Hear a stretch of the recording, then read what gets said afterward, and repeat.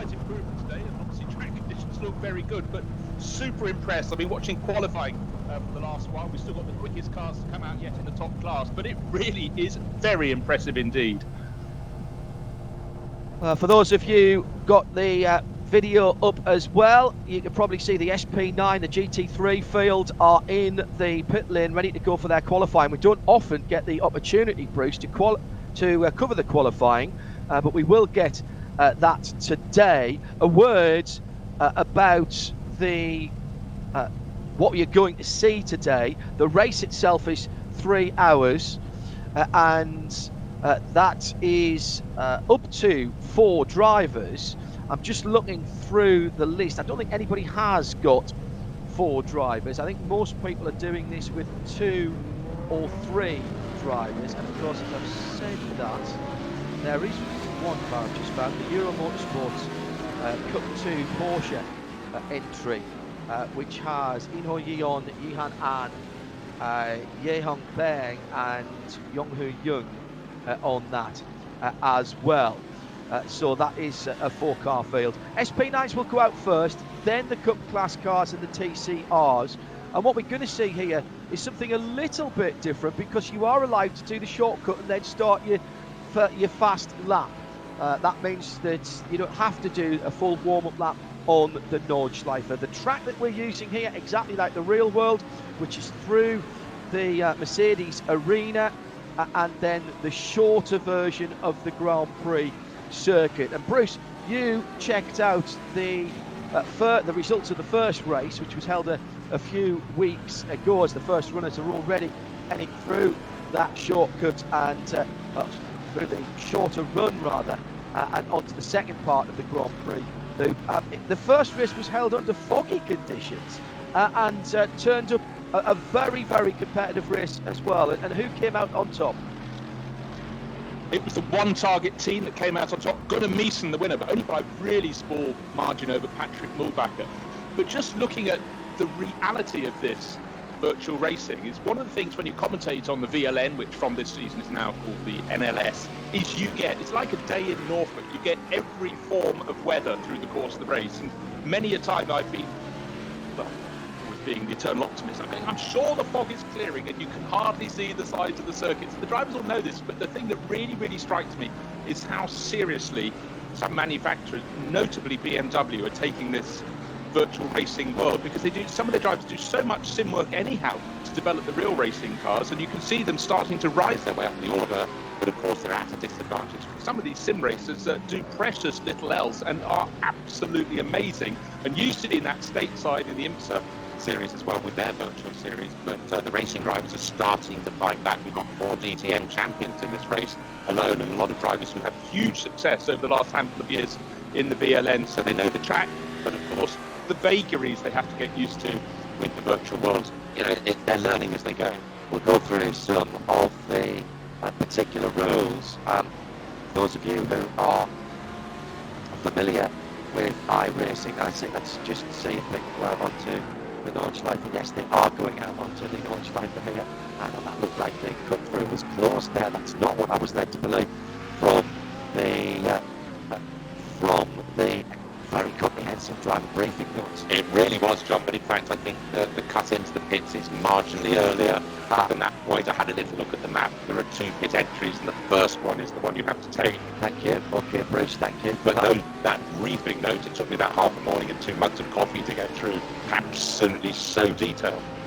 If you are looking for an entry list, if you search the web, I posted a link to the entry list on the Radio Show Limited Listeners Collective thread yesterday, and there's a very healthy thread on there at RSL_studio, by the way.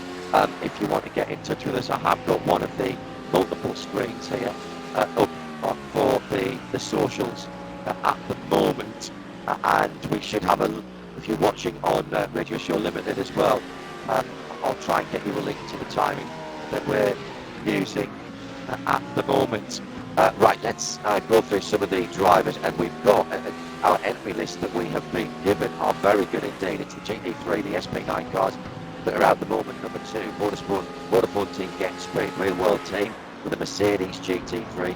Fabian Schiller's doing the qualifying, and then Philippe Nola is the second driver. Dirk Muller's qualifying with Nico Bastian jumping in after him in the Black Falcon Mercedes Team AF Solutions Mercedes AMG GT3. That's the number 4 car.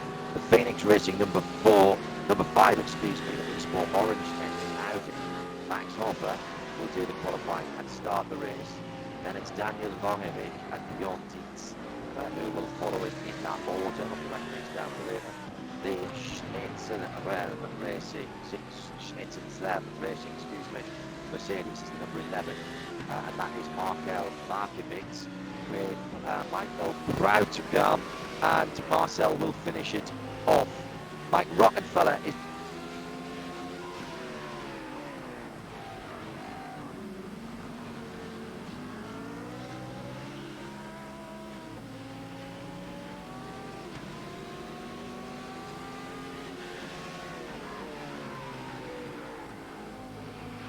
after a bit of a disaster early doors, not of his making, I should make clear, when a back marker, I think it was Mark Allen, took him out in the IMSA race when he was the best Ford actually at that point. So Westie's in the 14 car with Mike Rockefeller and Kevin Volk. 13 car collection sim racing team, Christopher Haase, Milan Donci and Jens Alkhaus. They'll be racing that number 33 Audi in that order, and the first name drive that I give you will be the qualifier. Valken Horse BMW. Now it's Z4s in this competition. GT3 versions in the Z4. That will please a lot of people because they are such a very lovely car and very much a fan favourite. David Pittard, Sam Michaels and Scott Michaels. Mikkel Jensen for Valkenhorst, their second car, the number 35. Jody Fannin and Chris Troniers.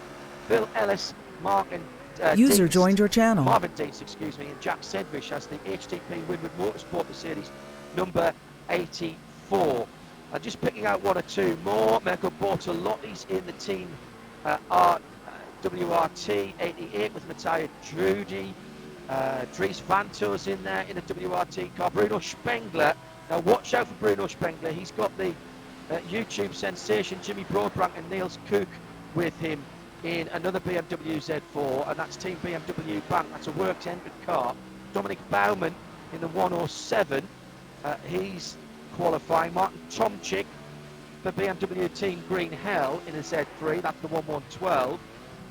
We've got Mark Bessing in a Z4 as well. That's the 118 team. And going through, Philip Eng, that was the one I wanted to mention, proved 189 in a BMW 2. Now, John, it's happening in the real world at the same time. I've just heard notification. We talked about how much sim work a lot of these pro drivers do, and one who's competing this afternoon, Jody Fannin. I hear he does, Peter Snowden's just tweeted in, he does between 6 and 8 hours of sim work a day, and he competes in the regular NLS, or he will when we get going, but right now keeping his hand in, and look out for him. He's certainly one to watch in the second of the two Walkenhorst Motorsport BMW Z4s. My shame is we can't hear those beauties because the Z4 engine just is magnificent this year. Yeah, we'll work on that in just a few moments' time, proving some concepts here with our colleagues, our normal colleagues at the Nürburgring, who are... User disconnected from your channel.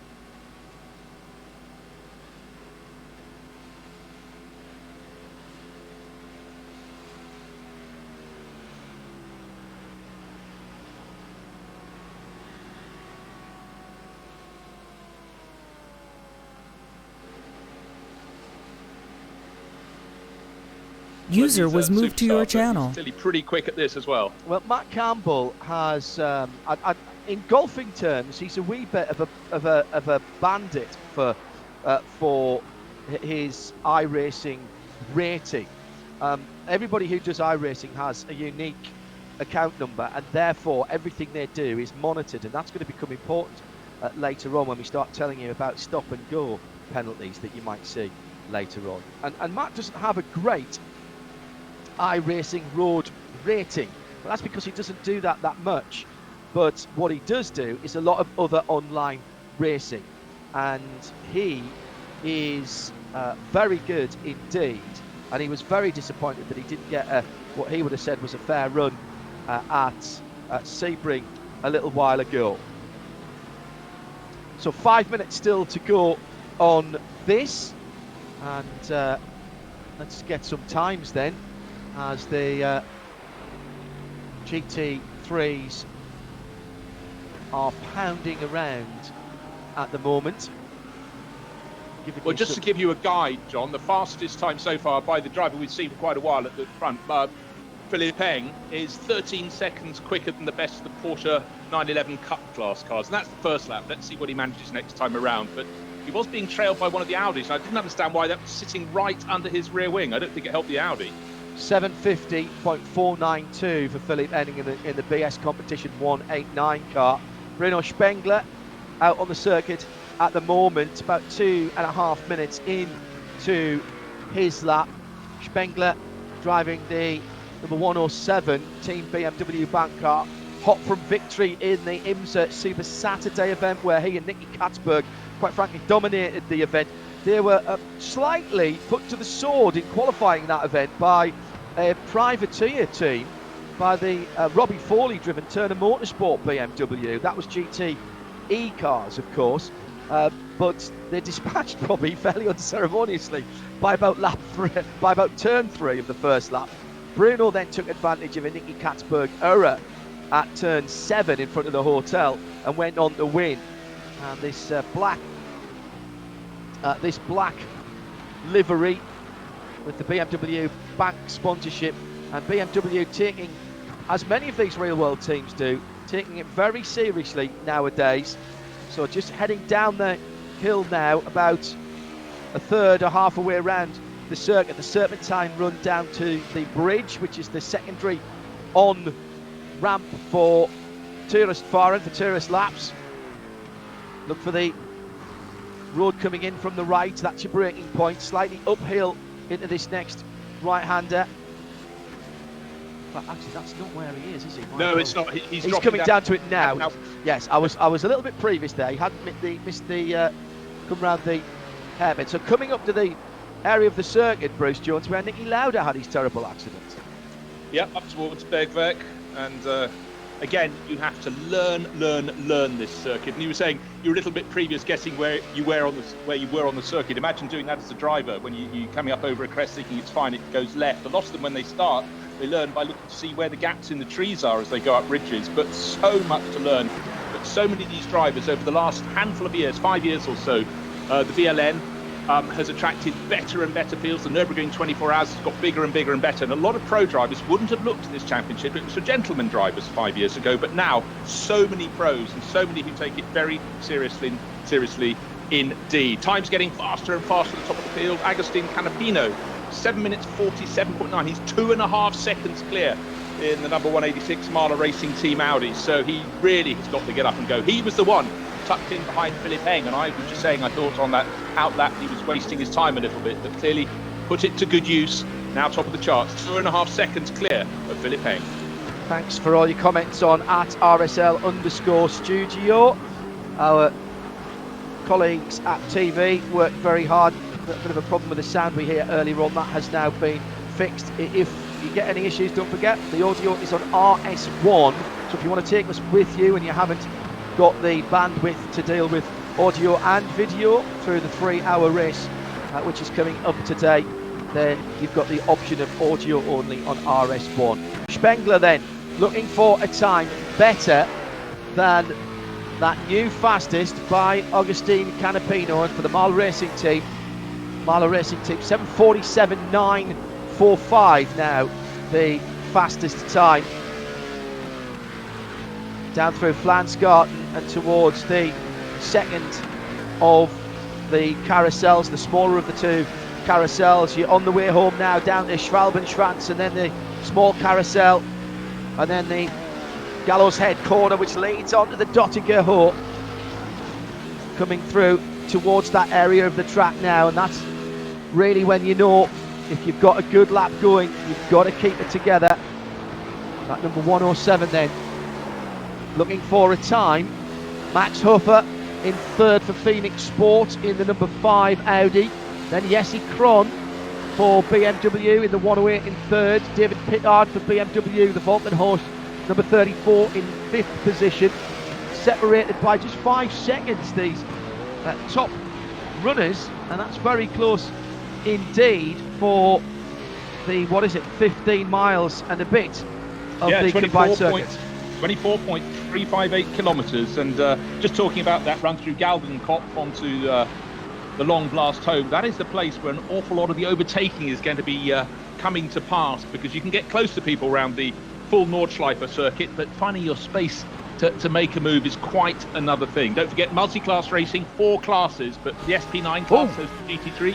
Have we got a new name at the top? No, but we've got a new name in second. Mirko Bortolotti has gone through for Audi in the distinctive white, green and black car. Second position for E-Team WRT, and that number 88 car ahead of Philipp Eng now on the inside of row 2. Then Max Hofer for Phoenix, then VRS Sim Sport, Jesse Kron in 5th position, then David Pittard, then Race Union, the 87 car, and then the BMW junior team, Neil Verhagen in that car.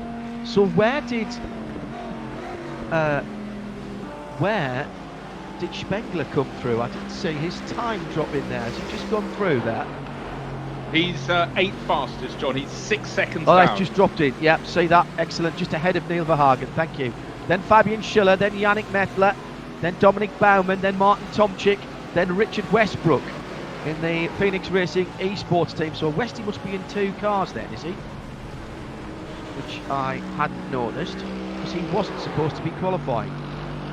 It was Rockefeller who was meant to be qualifying that car, the Phoenix number 14. Quite right, must have been using a non-working virtual alarm clock this morning. Missed his call. And for people asking, well, when we are giving these names, sorry, I've got a virtual tickle in the throat there. These are the real people we're talking about. This is not people taking the name of any of these drivers, Bruce. These are actually the real drivers taking part, as well as some virtual Nürburgring specialists. Yeah, no inverted commas here. These are drivers who are desperate to get out on the circuit, but what better way than keeping their competitive edge honed, and also just simply doing it for the love of racing and something to do. A lot of these drivers all geared up for racing season that would normally start pretty much now, March going into April. It's all on hold. So trying to prove they're being competitive souls, the best of the best in another form of racing, and virtual racing growing almost by the week at the moment. Quite extraordinary. And may I say also the images and the number of shots we have around the circuit makes it's truly magnificent, because of course with a circuit that's 24 kilometres long, it's very difficult to get enough cameras to cover all the corners, so we rely a lot on onboard footage, and you can find that on the VLN.de site. You can go to the onboard footage section, but certainly brilliant shots, particularly the ones like the one we're seeing now with the drone image. Yeah, and a new pole position for the Williams eSports 109 team. That time set by Sami Matti-Trogen. Yes, I was just checking to make sure it was the right person who'd done that. This is an Audi R8 LMS that's gone to the top now. So 2 Audis at the top, then BMW, then Mercedes, then Bertolotti and another Mercedes, then the Valkenhorst of BMW of David Pittard. That's your top half dozen. Bortolotti and an Audi, John. Of course, we always think of Bortolotti as Lamborghini. Yes. He went to Audi last year and still there with the key is Team WRT, of course, almost lifelong Audi running team, but great mix of cars at the top. Will anyone beat 7 minutes 46.1 seconds? It's almost 2 seconds to the good over Agustin Canapino, who put his Audi top briefly, but it's only a 15-minute session, so it's starting to wind up. Well, Bruce, the top 10 separated by 6.5 seconds, and the top 20 by barely 10 seconds.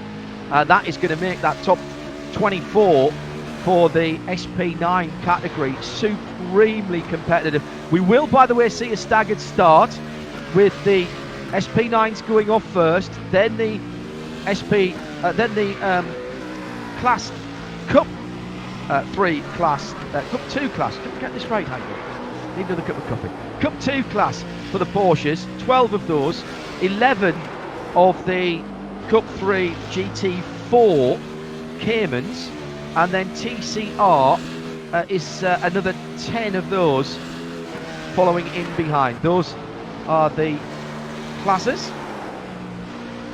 Valkenhorst and Mikkel Jensen out on the circuit in the Total machine, getting airborne on the far side of the circuit.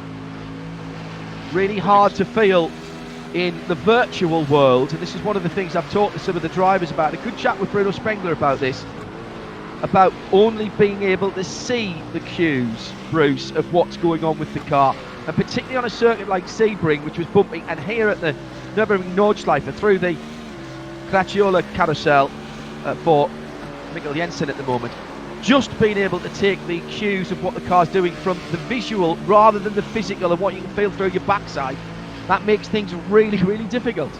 Entirely so. I remember some of the very early driving rigs that were being set up. One of the hardest things for them to dial in was pitch and yaw, which obviously really do give that feel you require to get the seat of your pants feel. But it is something, it's still artificial, but some very good brains have made it better and better. But again, stepping from a piece of metal into racing in the virtual world does take a few strides. Jensen's see how good Jimmy Broadbent is as we work our way through the whole equation. He is quite good, actually. He is quite good, particularly in the iRacing world. Jensen's not going to be a million miles off here. He's got about 10 seconds, a little under that, to get to the line to challenge pole position. There goes Paul. He's going to be in the top. Is he going to be in the top 10? Here he comes now. Well, the gap went from 1.8 seconds to 0.36, but it's still Sami Matti-Trogen from Agustin Canapino. Just waiting for the time to come up there. Canapino, 7:46.5, and there was the Mikkel Jensen going through in 9th position for that one, and Valkenhorst. So Valkenhorst with 2 cars in the top 9.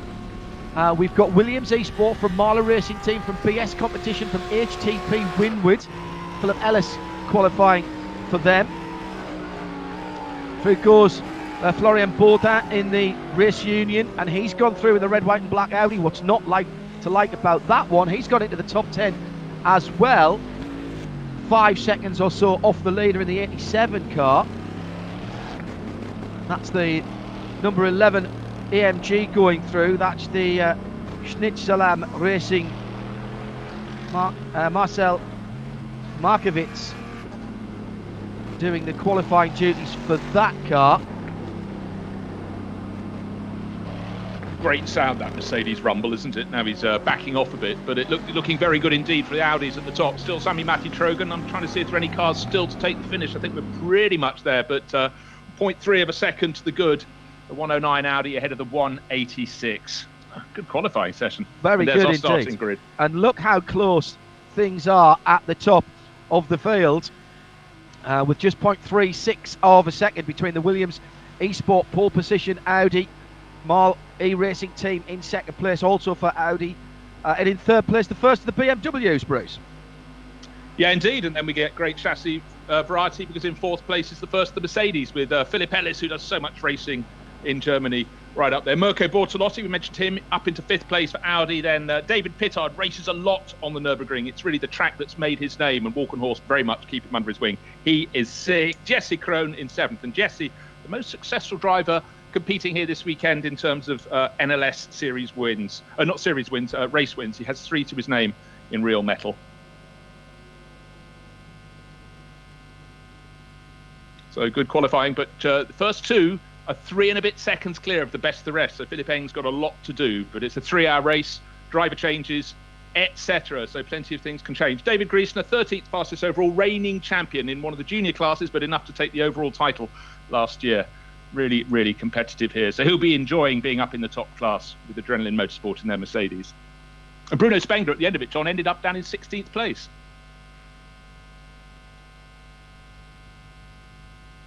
So going back down to the tail end of the grid, Marcel Metrovitz, we saw him, 17th, and 24 cars in all, 23 in all, in fact. Nico Bastian, bottom of the pile. So it's Bruce Jones and John Hindhaugh for you here on the digital Nürburgring Langstrecken series, powered by VCO. Good to have your company this morning. Apologies for my slight absence there. Part of my rather heartier breakfast than I'd planned originally. Slightly disagreeing with the back of my throat there. Cup 2 class, Sim RC Cup 2, leading that out from the Asher Racing car in second, Black Falcon in third. These are all Porsche 911 Cup cars. Then Sim Racing Academy, and going further down, Matt Campbell, as Bruce mentioned earlier on, that is Matt Campbell, the Porsche Works driver for Manthey Racing, in 5th position, ahead of HZ Performance and the rest of that grid going through. And I think I said there was a round dozen of those cars, of which only, it would appear, only 10 qualified. So we lost a couple of entries there. The Cup 3 category is for Porsche Cayman GT4s. Core Sim Racing on top with the 303 cars, but look at how tight that was as well. Just a couple of tenths from Zorg Rennsport and their GT4 machine in second, the 333. Notice the Cup 2 cars have numbers that start with 2s, 3s for the Cup 3s. That's really rather helpful, and the TCRs are numbers above that, 400 and above. Core Sim Racing second car with Carl Jansen in 6th position, ahead of the rest of the field, and there should have been 11 cars qualifying in that Cup 3 category, which should leave us with 3 more to give you the times for. Schubert Motorsport, Black Falcon. In fact, I wonder if somebody swapped classes then with Nürburgring Esports and Robert Brennan bringing up the back of the field, but only 14 seconds away from pole position. And the rest of the field are the touring car class. TCR always been welcomed into the NLS events, the new name for, well, in fact, VLN still are the organising and overarching body, but it is now the Nürburgring Langstrecken series, and therefore the digital version is mirroring that. Sim RC on top of the pile there as well, with the 476 ahead of Core Sim Racing, T3 Motorsport by BKP, and Full Send Racing. And again, look how tight these cars are. These are modelled, mostly Audis being used this weekend, and modelled on the front wheel drive TCRs, of course, somewhere over 300 horsepower in real life, 4 or 5 door cars, and the Audi RS3 TCR, the weapon of choice here. Schubert Motorsport there, Fabio Sherman at the back of that field, but again in 8th position, only 4 seconds off the field. Wolf Motorsport, Ultimate, Team Nürburgring, and the girls only by Nürburgring Esports. I reckon we've seen a couple of entries from the Cup 2 swap classes there, because I had 12, 11 and 10, and now we had I think we had 12 and 12 there in the TCR class and the Cup 3 class. So I just wonder if there's been a little bit of swappage of entries. Well, Bruce, are you ready for this? 3 hours is on the clock, and we have the Porsche safety car in the works colours, ready to bring the cars around at approximately 85 kilometres an hour, as it said in the driver's briefing.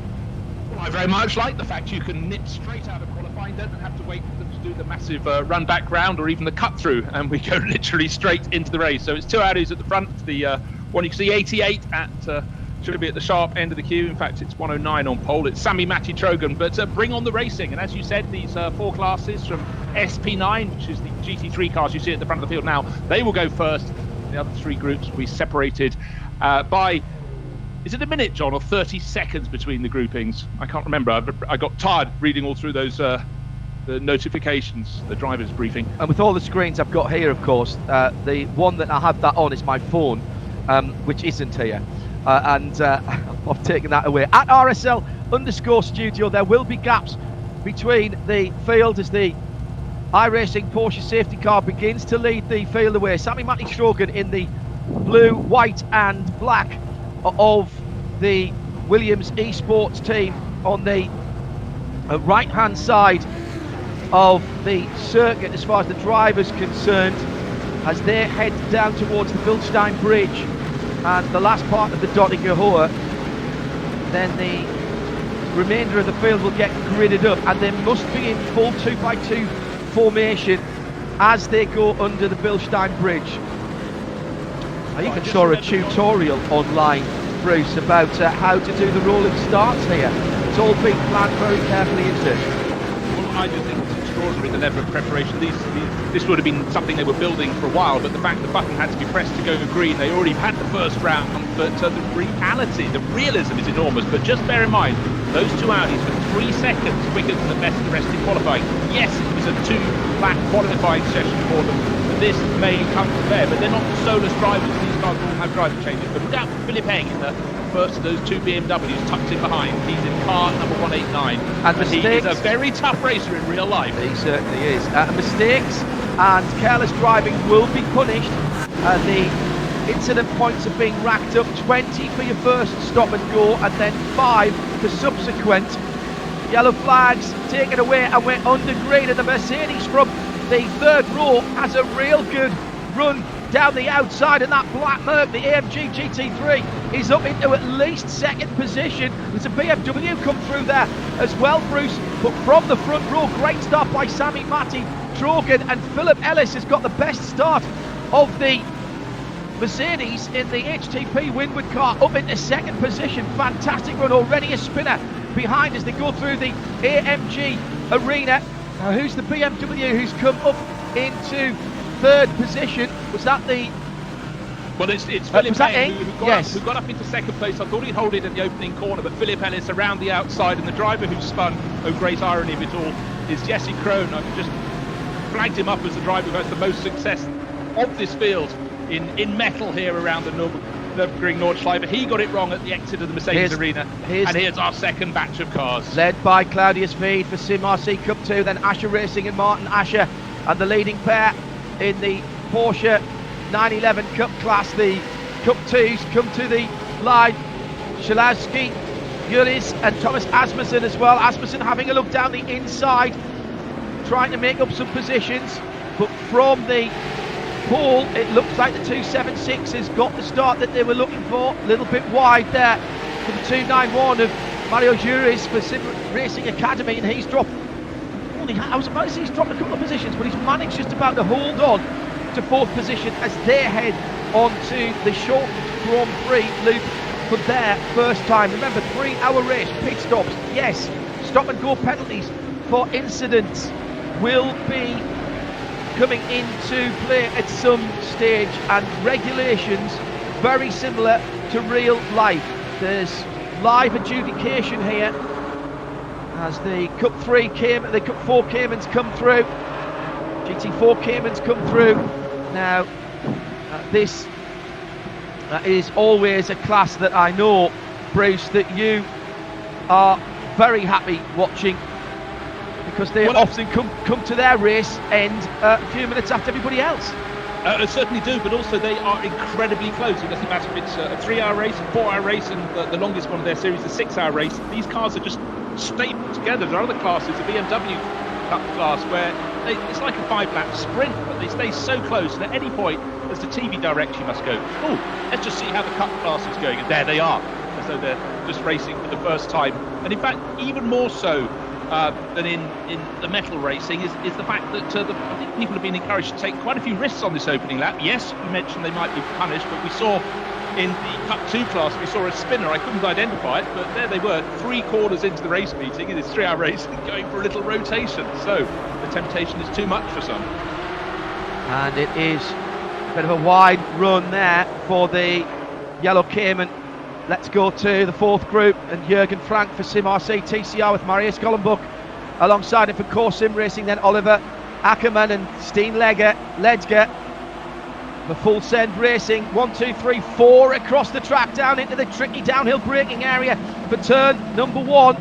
The Core colours resplendent in second position. You'll pick that one out relatively easily, but it is the pole man who's got away nicely for the Nürburgring Esports, for the Sim RC TCR team. Jürgen Frank in the 476. Pressure in behind though from Marius Gollenbeck for Core Sim Racing. Watch out for Steen at Ledger in the Full Send Racing 485 car. All Audi TCR category. Looking further back down the field, John Atkinson Jr. for Phoenix in the typical Phoenix colours, the 405 there. And Schubert Motorsport as well, with Fabio Schumann starting for them in the 428. All very tight indeed. Sorry, Bruce, go ahead. It's my fault. Phoenix Racing, of course, been racing Audis for years and years, and it's great to see their colours in here. And I love the fact that a lot of the teams are running the real colours they run or would be running when the NLS gets underway this year. And again, it's a good chance to get a look at these drivers, and also for other drivers. And it's hardly been unheard of in recent years for drivers from sim racing to move up to race in the real world. Just think of some drivers, particularly in that Nissan competition over the years, going out to play. Jan Mardenborough being the driver of Virtue, and Ordonez as well. So a lot of these drivers are getting a feel for this. But look, where better to be plying your craft than round the Nürburgring Nordschleife. Now it looks as though we've got Philip Ellis at the front of the field. No, it's Philip Ellis in the black Mercedes. Tucked in behind is Philip Eng. Very, very busy in front. Is that the lead of the race? Have they passed? Is that Sami Matic-Trogan in third place? I think it is. No, so Ellis... No, Trogan's got ahead. Oh yes, I see him in the exit of the carousel going down the slope. He's got about 2.5 second advantage there.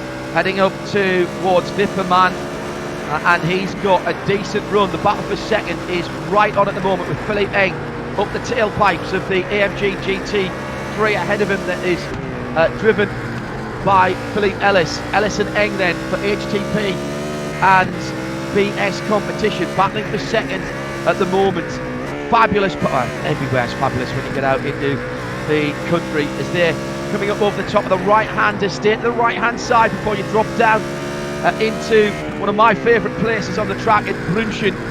Easily to drift out too wide there. Down into Brunchen now, down through the gearbox.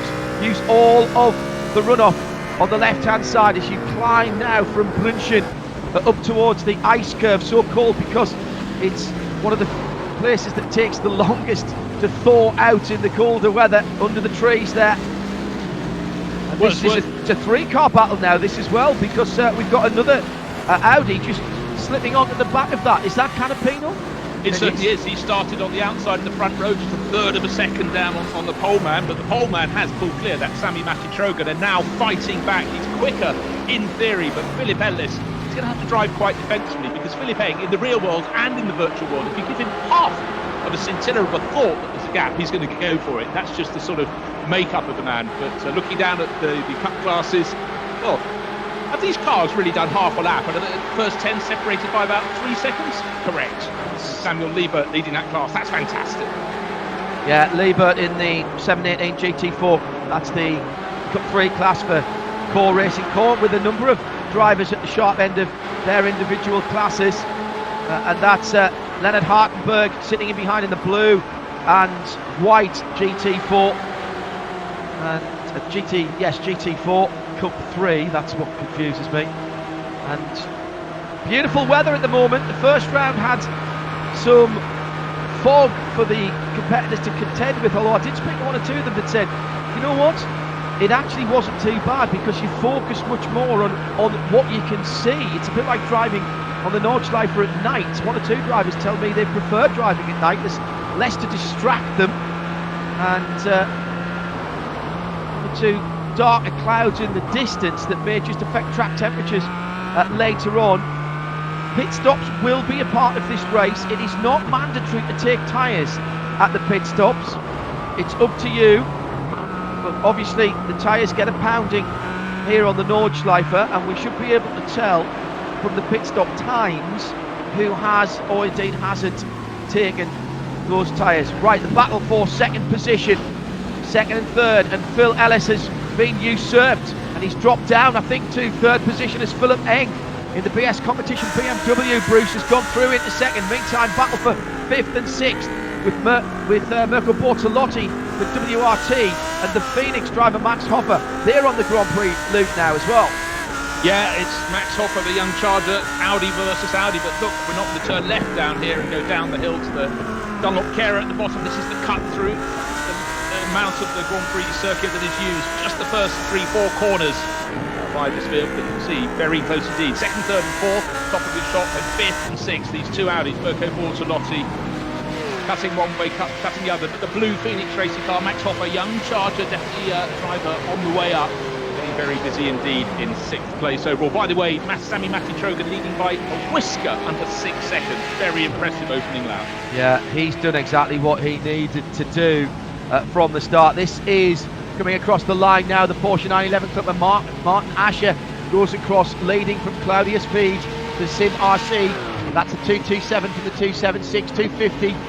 Shilikowski for Black Falcon Team Identica in third position, just a couple of Porsche 911 Cup car lengths further back, as they're in the AMG Arena section now.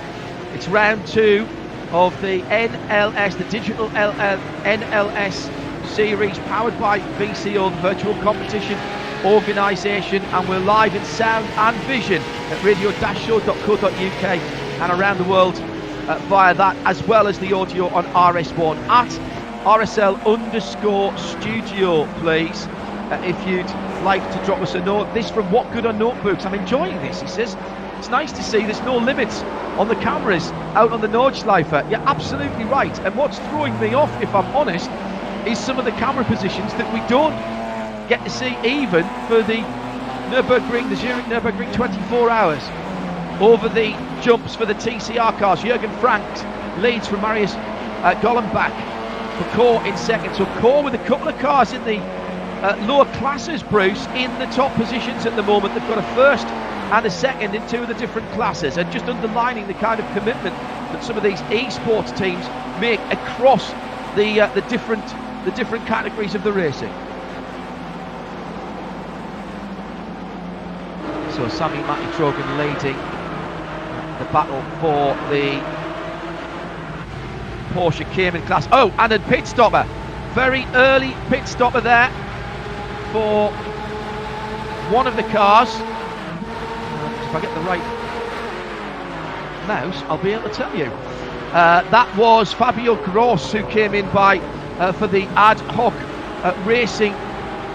gaming by My Days team, and he came into the pits after, I think that was his first lap, wasn't it? So maybe a bit of tactics coming in there. What we will see is whether he's taken taking tyres for that as well.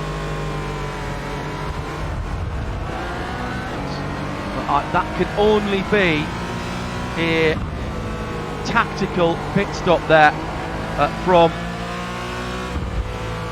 that particular car. And just after the first lap, that is very, very early indeed. TCR's coming through now, and they continue their run, and Bruce Jones, tactical pit stop there for one of the Porsches at the end of the first lap, unless there was some damage that we didn't see. Well, we had a spinner right in the Mercedes arena at the start. That was all on its own. I didn't see any damage there. And I know a lot of teams in the NLS like to do different tactics, but that's normally because they've looked at the sky and they've spotted snow approaching, or perhaps a thunderstorm. But we'll try and get our heads around that. But nobody else has seen fit to come in, so maybe it's a master stroke or a complete dunderheaded manoeuvre. The person who's really making the moves, though, front of the field, Sami Matti-Trogan, 6.5 seconds clear of Philippe Eng, who's now got Agustin Canapino behind him in third place, and the Mercedes of Philip Ellis, so quick at the start, 6 up to second, slid back to fourth place. And let's see if that's a decline that will continue. But right now, very busy indeed, just behind the lead group. But Sami Matti-Trogan is just so far clear, 6.5 seconds, 6.6 seconds now over Philippe Eng. Great punches of car in behind, though. Philip Ellis got plenty of company. So you're listening to Bruce Jones and John Hindhaugh on the Radio Show Network, Radio Show Limited network of channels, and we're with live coverage from the digital NLS series at the Nürburgring, powered by VCO, and it's been a very, very tidy opening. We mentioned about the incident penalties, which may bring stop and go penalties later on. There's also quick fix penalties as well. That's a 5-minute stop and hold, and that has to be done in the penalty box. So if someone does go off and cause themselves some problems, because damage will affect the performance of the cars, let's not forget, we might see that, and that might come into play later on. As far as the time's concerned, we've had 15 minutes or thereabouts, Bruce, or getting on for a couple of laps, coming around to the end of the second lap when the leaders come round this time around. Some great scraps. David Griesner normally races a smaller capacity car, but he's leading two DTM champions in 13th and 14th position in the BMWs behind that Mercedes. Griesner's driving for Adrenaline Motorsport. Bruno Spengler and Martin Tomczyk. And Tomczyk getting closer and closer. You can see the three of them covered by about a second. Precious little space to pass. And we've just had a problem with cars flipping through the air. I don't know how that happened. Which was that David Griesner? Because it looked like there was another car up ahead. No, it was yes, it is. It was the black and yellow car of David Griesner. I just mentioned that in 12th place overall, and suddenly all over the place and up in the air. And I have no understanding how that happened, but it's all going to be covered here on the show. Let's take a look. Running in 12th, nice and fine in 1-2-2. The Mercedes over the brow. He's not got any trouble from the BMW. He's got about a second ahead of them. And it all went horribly. There was another car involved. There was another car involved. And he hit like an Audi as it went through the air off the shot, but the 1-2-2 gets the worst of it and will have to pit. And in fact, and there's David Pittard. Was it Pittard that had the original problem? Yes, it was Pittard that had the original problem and then was picked up as he came back onto the track. So that was David Pittard, who was running very, very well for Valkenhorst Motorsports on the VCO Virtual Competition Organisation replay there. So it was Pittard that started all that, and over the top of the brow there was absolutely nothing that the 1-2-2 Bruce could do for David Griesner and the Adrenaline Motorsport Team 1 coming through there. Just nowhere for him to go. It happened right in the dip, and he arrived while someone else was having an accident, while the other car was having the accident.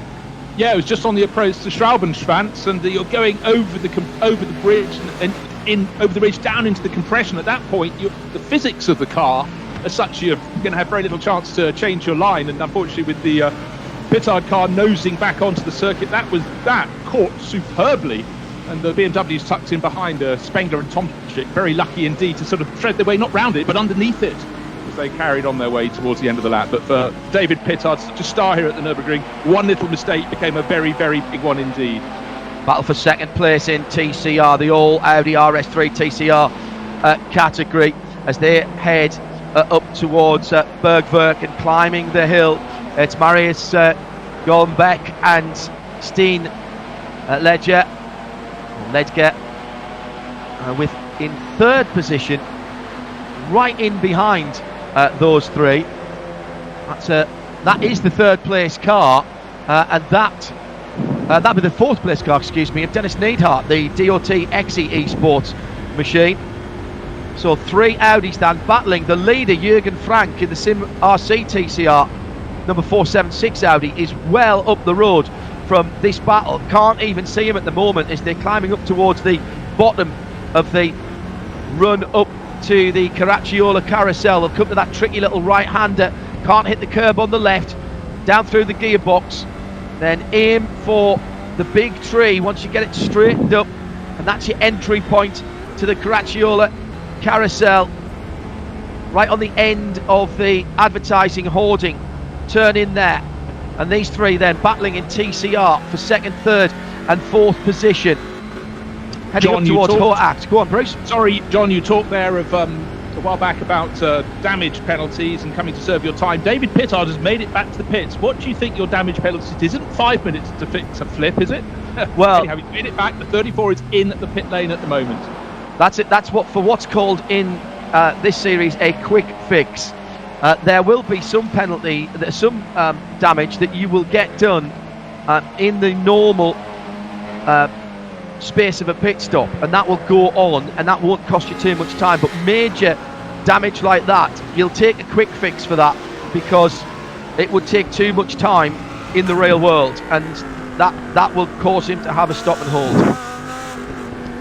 So Dominic Baumann and David Griesner both in the pits. Griesner part of that accident, but the 101 of Dominic Baumann, I don't know what happened with him in the Team Heunseveld machine. Well, he would have been just in probably about the next car after those two BMWs of Spengler and Tomczyk, would have been about a second or two behind, so he may well have picked up some damage as he went through the scene of Pittard's flip, and of course there would be virtual bodywork littering the circuit off the front of David Pittard went for the flip of Philip Ellis's car.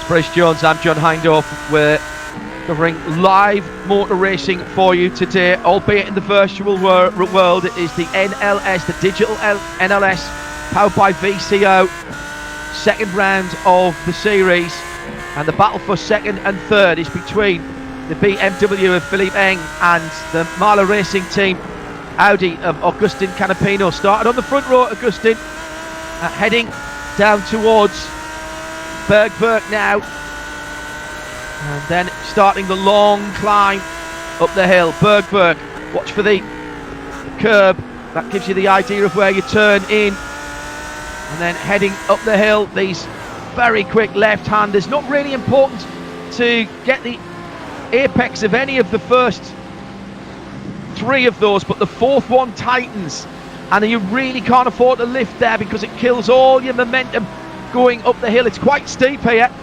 as they're climbing up the hill, all now, climbing at this point. Of course, if this was in the flesh, in the real, in the metal, at this point in the race, already the drivers of the front-running cars in SP9 would be starting to lap the tail enders. This time, of course, we have just 3 junior classes, and they're fast enough not to fall back onto the noses of the front-running cars just yet in the race. But if the track's narrow when you're chasing, trying to find a place to overtake, of course, when you come across slower traffic, that's an opportunity that provides itself, but the track can get very, very narrow indeed. Look at the images here. Yes, this is a real circuit in the virtual world. If you've never seen the Nürburgring Nordschleife, do enjoy it, and the bits of writing on the circuit, I wonder how accurate those are, because anyone who walks around this circuit, A, they get very tired indeed, and B, they can see that a lot of fans put their drivers' names, their heroes' names out on the track. But great racing here, going one way, going another. Mirko Bortolotti being pushed very, very hard indeed by Max Hoffer. 5th and 6th places, and where is the gap? There isn't one. No. Brilliant part of the circuit. Such a rhythm part of the circuit as they're heading through and just coming down now. Some of the fastest parts of the circuit. This is where you need to know where you are on the tracks, through Witmerman and that sort of area as you're coming down towards Brunchen, and then from Brunchen through Flansgarten 1 and 2, because you've got to know whether that corner that's coming up is a flat out 4th or 5th gear corner or a big break and down to 2nd or 3rd. You get it wrong one way, it's going to cost you some time. If you get it wrong the other way and you go into it too quickly, there's precious little runoff and very little time to react. And there's so much out in the country on the Nürburgring Nordschleife, even if you've got a lot of laps in, that look very similar. And it changes according to the time of day. The amount of shadow being cast across the circuit can make one corner look very much like another. But one driver who knows this circuit really quite well, he's raced here a lot for BMW as a junior, is Mikkel Jensen. He's in the background of this shot. 5th place, still the white, green and black Audi of Mirko Bortolotti, tucked in behind Max Hoffer. Just look at the tail of that shot. Started in 10th place, now up into 7th. Mikkel Jensen, he's coming forward in that number 35 BMW. The Z4 looking great. Good to see that again out racing against these Audi R8 LMSs. I would say that Mirko Bortolotti was looking a little bit loose in comparison to Max Hoffer. And let's see, the excitement sometimes get the better of him. And if ever you have an onboard shot of Mirko Bortolotti, our challenge is to see, as commentators, if we see him blink. He's known as the driver who does not blink. It's extraordinary when he's on a qualifying lap. Brilliant to watch. 7th place, not too far behind either. That's the Valkenhorst Motorsport number 35. And he is just sitting watching that battle ahead as 4th, 5th and 6th come towards the end of the lap. It'll be Sami Matti-Trogen who has yet to cross the line at the end of lap 3. He had almost 10 seconds of a gap on the competition last time around. 5th, 6th and 7th closing up as they come towards the end of the Nürburgring lap and into the link section onto the Grand Prix circuit, passing the pits on their right-hand side.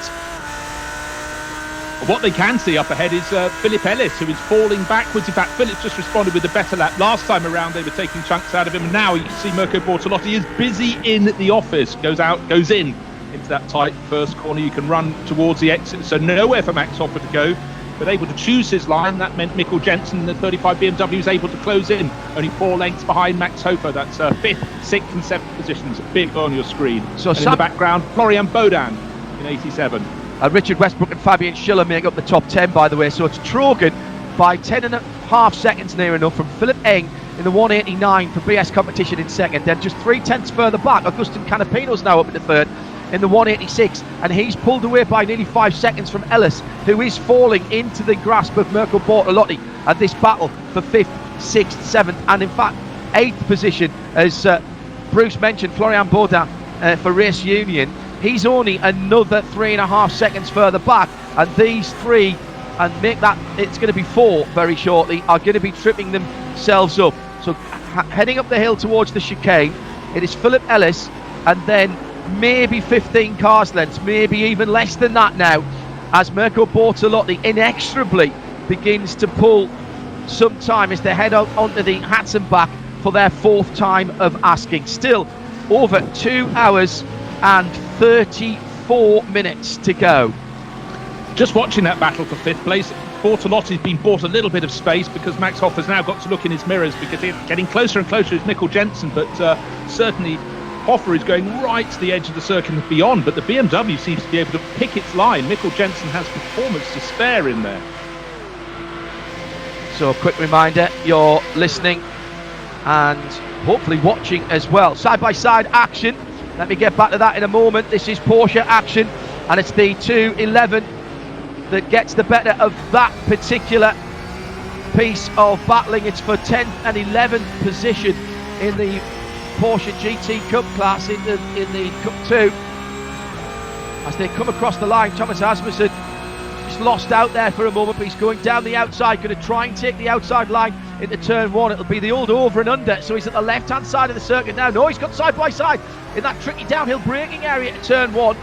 Couldn't make that one stick. Team Nürburgring is sitting right in behind that battle as well. So it's Rob Tyson ahead of Thomas Asmussen, and they're going on to the Grand Prix circuit now. Meanwhile, at the head of the field, it is still the Williams eSports driver of Sami Matti Strogan leading in the 109. BS competitions, Philip Eng is second, then Canapino having a cracking scrap for second position, with Philip Ellis falling back into the clutches of Bortolotti, Hofer, Mikkel Jensen, then Florian Borden, Richard Westbrook and Fabian Schiller. None of the top 19 cars have taken a pit stop yet. We're working on lap number 4 at the moment, with still 2 hours and 33 minutes, let's call it, here at the second round of the Digital NLS powered by VCO. Bruce Jones and John Hindhoff with you on the Radio Show Limited network of audio and video channels. It's Tim Gray who's producing in London, and our usual colleagues at the Nürburgring, thanks to Michael and the rest of the team for making sure that we get all of the sound and vision that we want. So that's the position at the front of the field in GT Cup. It is Martin Asher who leads from Claudius Weid, so that's 227 from 276, 250 Patrick Szylikowski for Black Falcon, and the top 6 made up by Mario Jury, Matt Campbell and Eric New. That's the top 6 in the Porsche class for the 911s, as they are now also on to their 4th lap.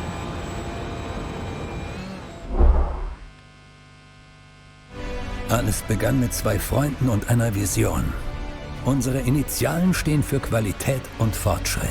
Wir schaffen den Technologietransfer von der Rennstrecke auf die Straße. Wir fertigen Gewindefahrwerke, Sportfedersätze, Stabilisatoren, Distanzscheiben und Gewindefedern. Zu 100% in Deutschland. Wir arbeiten mit Herzblut und Hingabe für diesen einen Moment. Wir sind Motorsport. Wir sind H&R.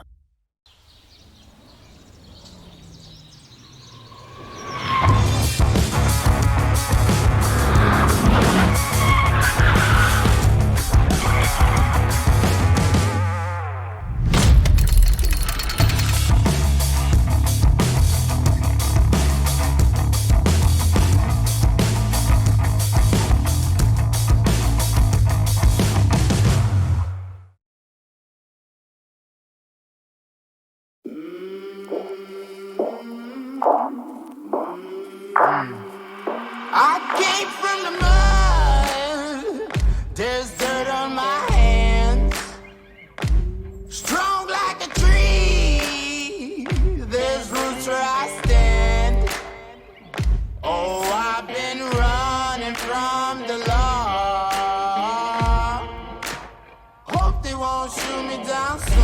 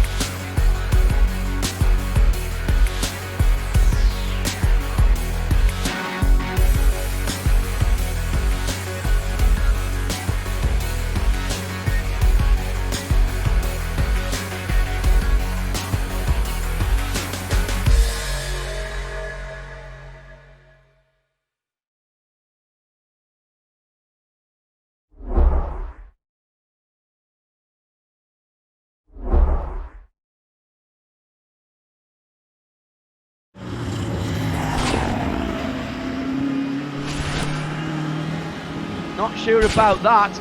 Race direction will be looking at that as they head down towards the Bilstein Bridge.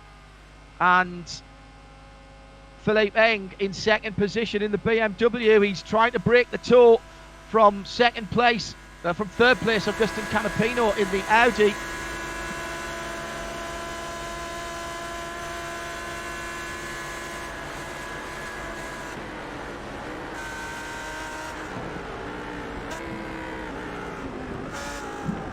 Down towards the end of the lap and across the line. So this will complete their fourth lap and through. Sami Matti-Trogan's already gone through. Philippe Eng in second, 11 seconds between first and second. And this battle then is still for second place. Bruce Jones, your thoughts so far on what we've seen and the quality and the consistency of this racing? Oh, I think it's been absolutely fantastic. It really is the real world on your screen in so many ways. Canapino qualified second. He and the other Audi on the front row, Sami Matti-Trogan, were just covered by 0.3 of a second around a lap that takes a whisker under 8 minutes.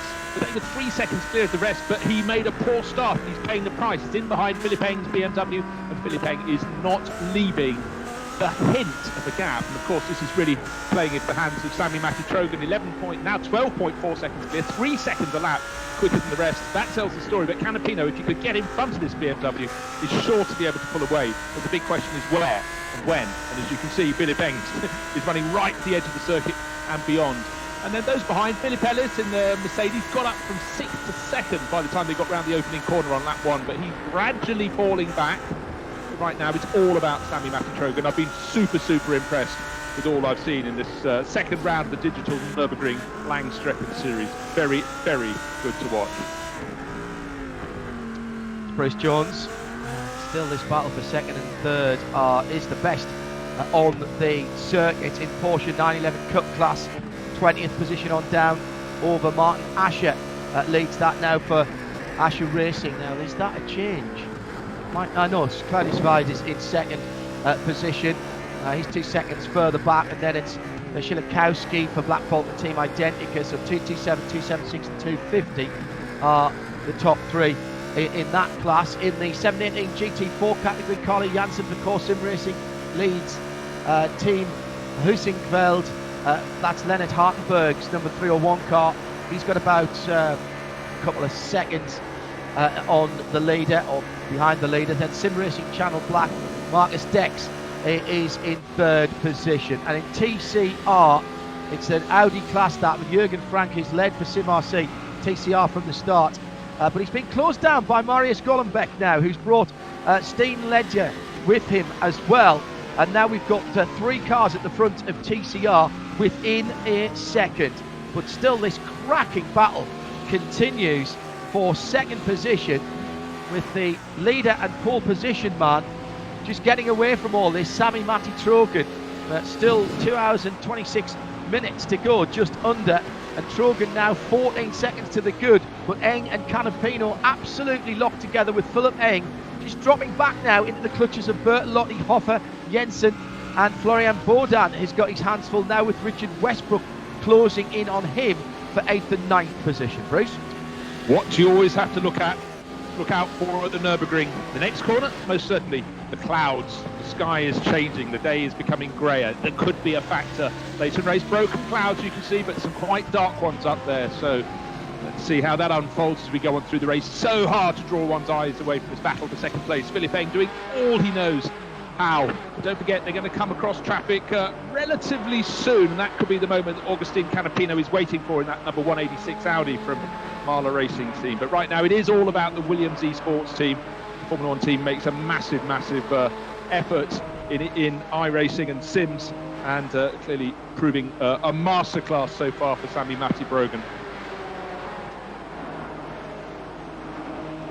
Yeah, Trogen. Go ahead, yeah. Sorry, just saying that it's very close, and a lot of the other classes is just 5 seconds gaps between first and second in the 718, the Porsche Cayman class, but really close battles in behind as well. So well worth keeping an eye out. But don't forget, these battles could be disrupted from the fastest cars in the top class. The GT3 runners who race in what's known as the SP9 class here get to come barging through. They won't have a problem with the driver at the front of the field unless they're not paying attention, because he's well clear. But when you get the gaggles of cars coming through, then they've really got to look out for themselves. So this 3rd, 4th and almost 5th position onto the back of that as well in the Cayman class.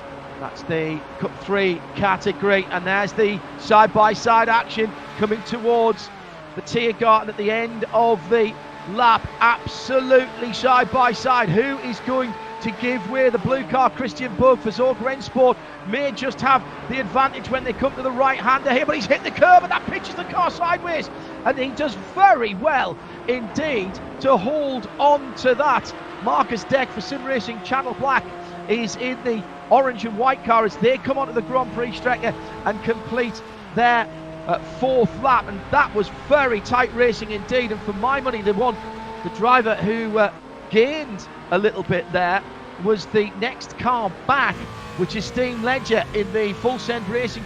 Sorry, it's not.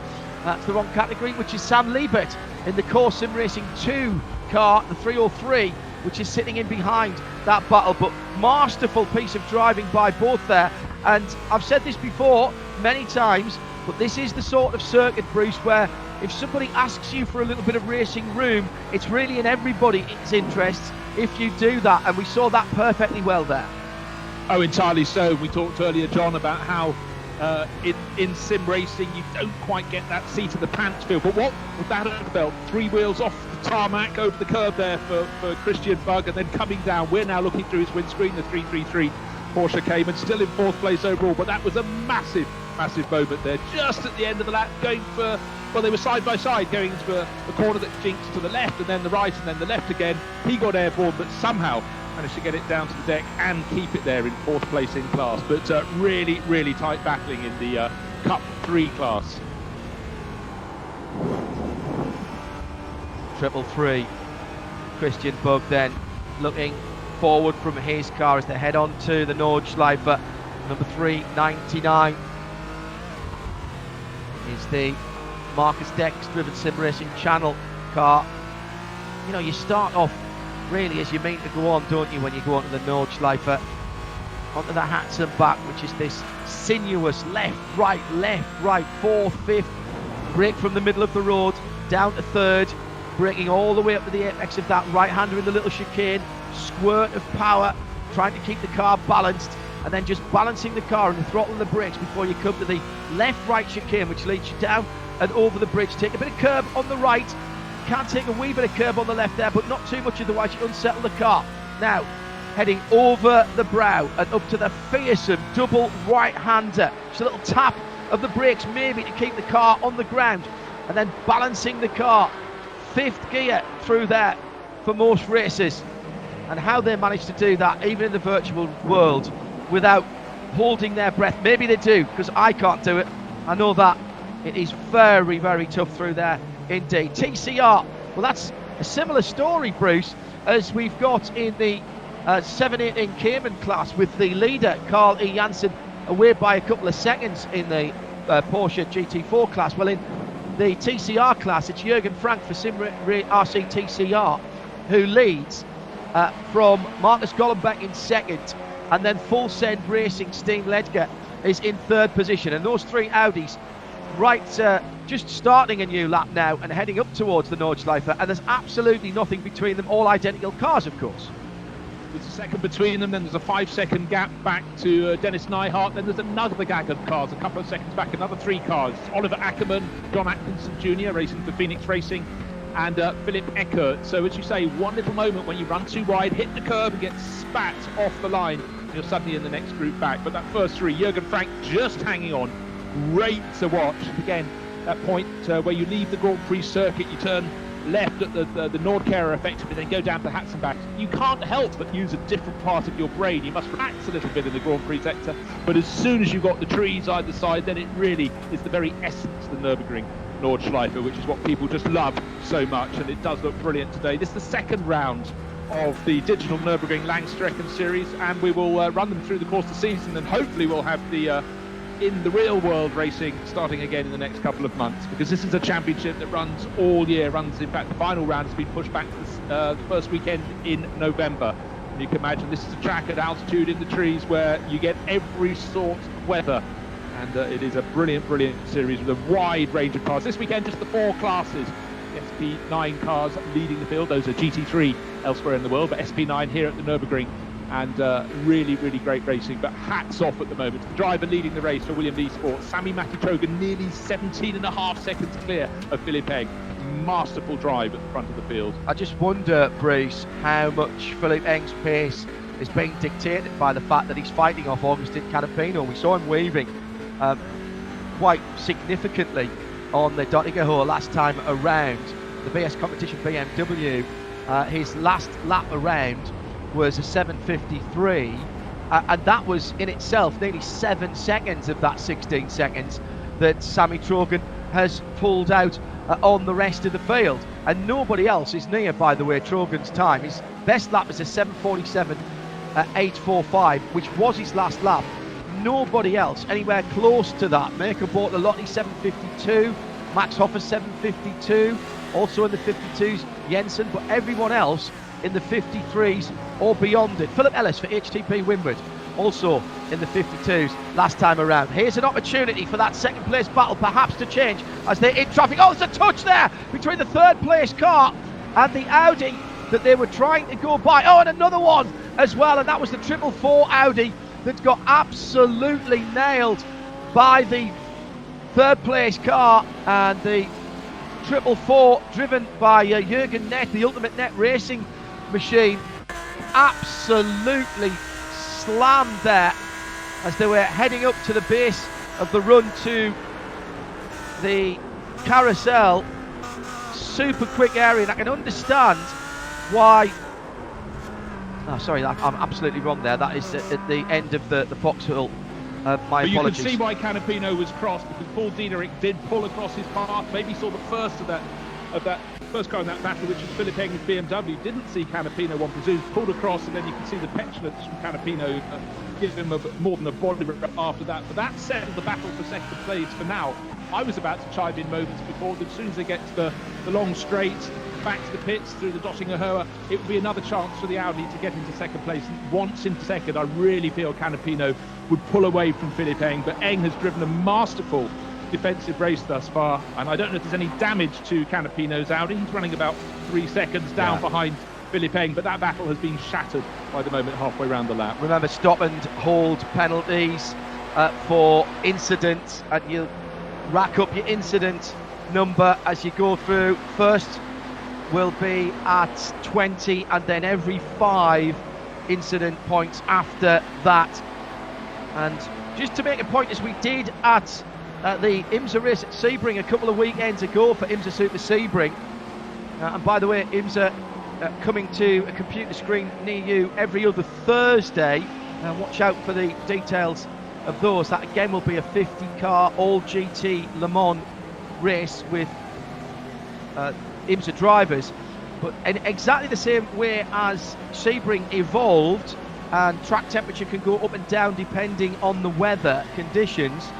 It will exactly the same here at the Nürburgring Nordschleife. It can't rain, we can get overcast, we can get fog, and we can get a big temperature change here, and that will affect how the cars handle. Was that the core car just hitting the wall there, coming out of Brunchen? You know, I think it was just scraping down the arm core on the left-hand side of the car in this tremendous battle that they're having in TCR, which has been going on for several laps. And that's is that the Jürgen Frank car? Yes, it is Jürgen Frank and Marius Gollenbeck and Steen Ledger, who've been battling first, second and third. And that is the 403 then that we're looking at, with the 485, the black car of Steen Ledger for Full Send Racing sitting in behind. And I did just think that we saw a little bash on the arm core there. You will notice, if you're watching the pictures, I know some of you are listening on RS1, taking us around your Saturday jobs, maybe doing a bit of work in the garden at the moment, but if you're watching the feed, www.radio-show.co.uk, the blue 02 on the rear window of the white, orange and black core car is its position in class.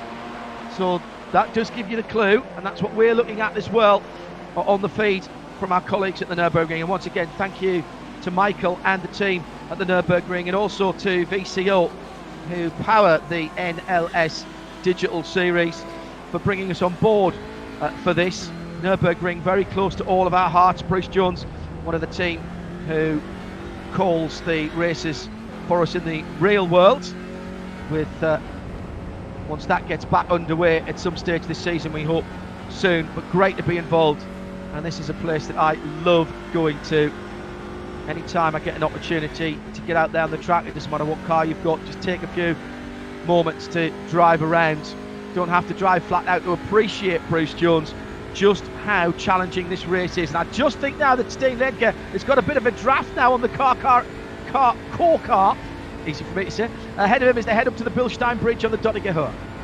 You'd have to think in this 3-car train, the driver at the back is getting a fabulous tow, but as we see, the track jinks to the left and then cuts to the right. We saw one of the Porsche Caymans getting airborne up there. It's going to be very tight indeed. They're running down this super long straight, of course, with the left-hander halfway down it, but now the really serious bit as they go up the rise into effectively the Brems curve. They're staying off the curbs pretty tidily the last sequence of corners, so they'll all live to fight another lap. But this is so tight for first, second and third. In fact, Steen Ledger getting it slightly wrong coming out of that final corner, loses a little bit of ground.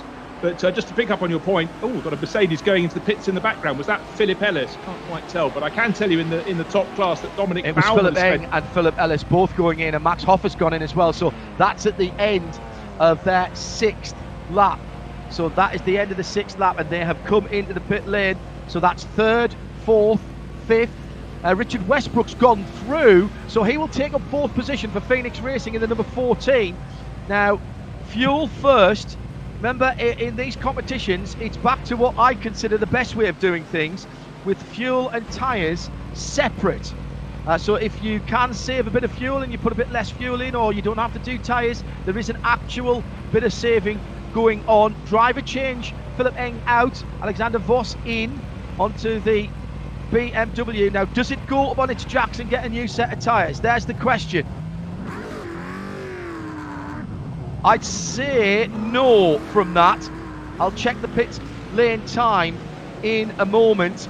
But he is the first out. Came in 3rd position Was second, John. Excuse me, second, yes. Because Canapino had that problem. As he came into the pits, he was listed as third, but that's because Canapino had gone down the start finish straight in second place. So it's Audi's first and second. Still Sami Matti-Trojan, nearly 21 seconds the good over Canapino. But let's see what happens. The car that Philippe Eng drove so defensively. He's in behind the Mercedes, so the Mercedes made a better pit stop. Philip Ellis handing that over to Marvin Dienst, who has driven all sorts of things in the last handful of years. Well, I had Alexander Voss getting out ahead of that HTP Winwood car in 9th. Yeah, but then when we saw it, unless my brain was certainly having a little bit of a wobble, it seemed to have the black Mercedes ahead. But yes, it did look as was that not Yannick Metzler ahead of him in the Racing Fuel Academy Friends car? It could well be. Might have been. Let's see. Let's keep an eye on that as they go through the next split point. TCR, always good battles there. A dozen cars in TCR and in the Cup 3 Porsche Cayman class. There's a little fewer than that in the Cup 2 911 category. And now, of course, with pit stops for some of the cars, but not others, some of the classes, but not others, we are seeing the lappery that we knew would come, and still over 2 hours, Bruce Jones, to go here. No sign of a stop yet for Sami Matti-Trojan, and I just wonder what Richard Westbrook's tactics are. Now, Richard wasn't meant to start that number 14 car. That was supposed to be Mike Rockenfeller, and I haven't seen his name yet. Kevin Volk is the third driver there, but I just wonder if Mike's not here, and Richard might do a double before handing to Kevin to finish off, or will it be Westy to Volk and then back to Westy, or is Mike Rockenfeller being saved? That we don't know, because we can't see down into the pits. Now, taking a little look at those pit stops, it looks as though it was 31.4 seconds at a standstill for the BS competition car that Philip Eng brought in from second place. And the best of the rest in the pits was, I think, Marvin Dienst. So when I talked about Dienst moving ahead, he didn't. He's come back ahead, well spotted, John, ahead of one of the other BMWs out on the circuit. But it's interesting to see that variable in times. Most of the pit stops are running about 37 seconds, but 31.4, bear that in mind for the 189 BS competition BMW. Could have been very, very good indeed, that one. What we're expecting to see, we've been green, of course, all the way through this. Sami Matti-Trojan has led every lap, but still Martin Asher at the wheel of the leading Porsche 911 Cup car in 15th position with pit stops for the faster cars around him. Carly Janssen leads in the 304 for Core now in the 718 Cayman class. Yeah, that's okay. Then it's Huskenfeld, the team Huskenfeld machine with Glenn Hartenberg. Yeah, that makes sense there. And it's Jürgen Frank who has again, I think, led every lap for the TCR category. All of a sudden it gets very, very busy indeed, heading down towards the Bridget Adenauer, the second entrance for the tourist laps. It comes in on the right hand side, and this is where the drivers really have to keep their concentration. You can't get I don't think you can get quite as close to people sim racing as you do in real life. We see, don't we, Bruce, time after time on the Nürburgring, what I would think was unnecessarily close driving when lapping, but that's because there's a lot of trust there. I'm not sure that we see the drivers getting as close under sim racing competition, because there is inevitably a little bit of latency, a tiny bit of lag there. iRacing have cut that down to mere nanoseconds, but even so, you don't want to take too many chances. No, indeed, and I saw one of the Mercedes getting really caught out at the depths of Adenauer Bridge and having to come off the throttle accordingly. But you're quite right. I think in real life they might have just been able to make the move and go past the TCR class cars. But one thing I've just noticed is we're talking of traffic. Suddenly the race pace last time round of our race leader, he's still 21 seconds clear, but Sami Matti-Trojan was best part of 5 and a bit seconds down on his best lap. He certainly was much slower than his previous lap. So he too, even though he was leading with nobody on his tail, was caught out, making his way through. But no point when you're sitting on a 21-second advantage taking too much of a risk. Oh my goodness me. Audi's first, second, third, and all the way through the class in the TCR class. Jürgen Frank, Marius Kollenbeck, Steen Ledger, and Dennis Neidhart right in there as well. And I think that's the 5th place Oliver Ackerman in the T3 Motorsport car, the 471, who's in there about maybe 5 or 6 car lengths further back, and he's dragging the 6th place driver with him as well. This is extraordinary stuff as the TCR oh no, that's not, that is one of the GT3 cars that's in there. That could cause all kinds of trouble as they come through, and that must be Dominic Baumann then in the team Heusingfeld 101 car, the black car. Yes, it is, picking his way through that battle, which is for the lead, Bruce, in TCR. That's the lead down to 5th position, all roughly speaking on the same piece of track as they go through Brunchen. Yes, indeed. Well, we had a lead trio, and you could see 2 packs in behind starting to close in. It's now 4, but this pack is going to be broken up as Dominic Baumann's Mercedes come through. But Dominic's been in the pits not once but twice. That's why he's only 21st in a 23-car class. And looks just trying to see who we've lost off the back of that, if Baumann's moving his way up the order. But an early pit stop, I think it was the end of the opening lap, has really cost Baumann and cost him time, and he's losing more time in this battle. But as you can see, it's not just a quick case of popping up behind a quartet of cars and blasting past. He knows, and we've seen contact. We've seen David Pittard flipping in this race, so getting it wrong, going past another car is can have a major ramification. And suddenly we've got BMW charging through, going past. No, it's not cars. The Mercedes at the front of the group. Mercedes, that Baumann's moved through, but being chased down now by a BMW Z4, picking its way up the order as well. I'm just trying to work out who that might have been.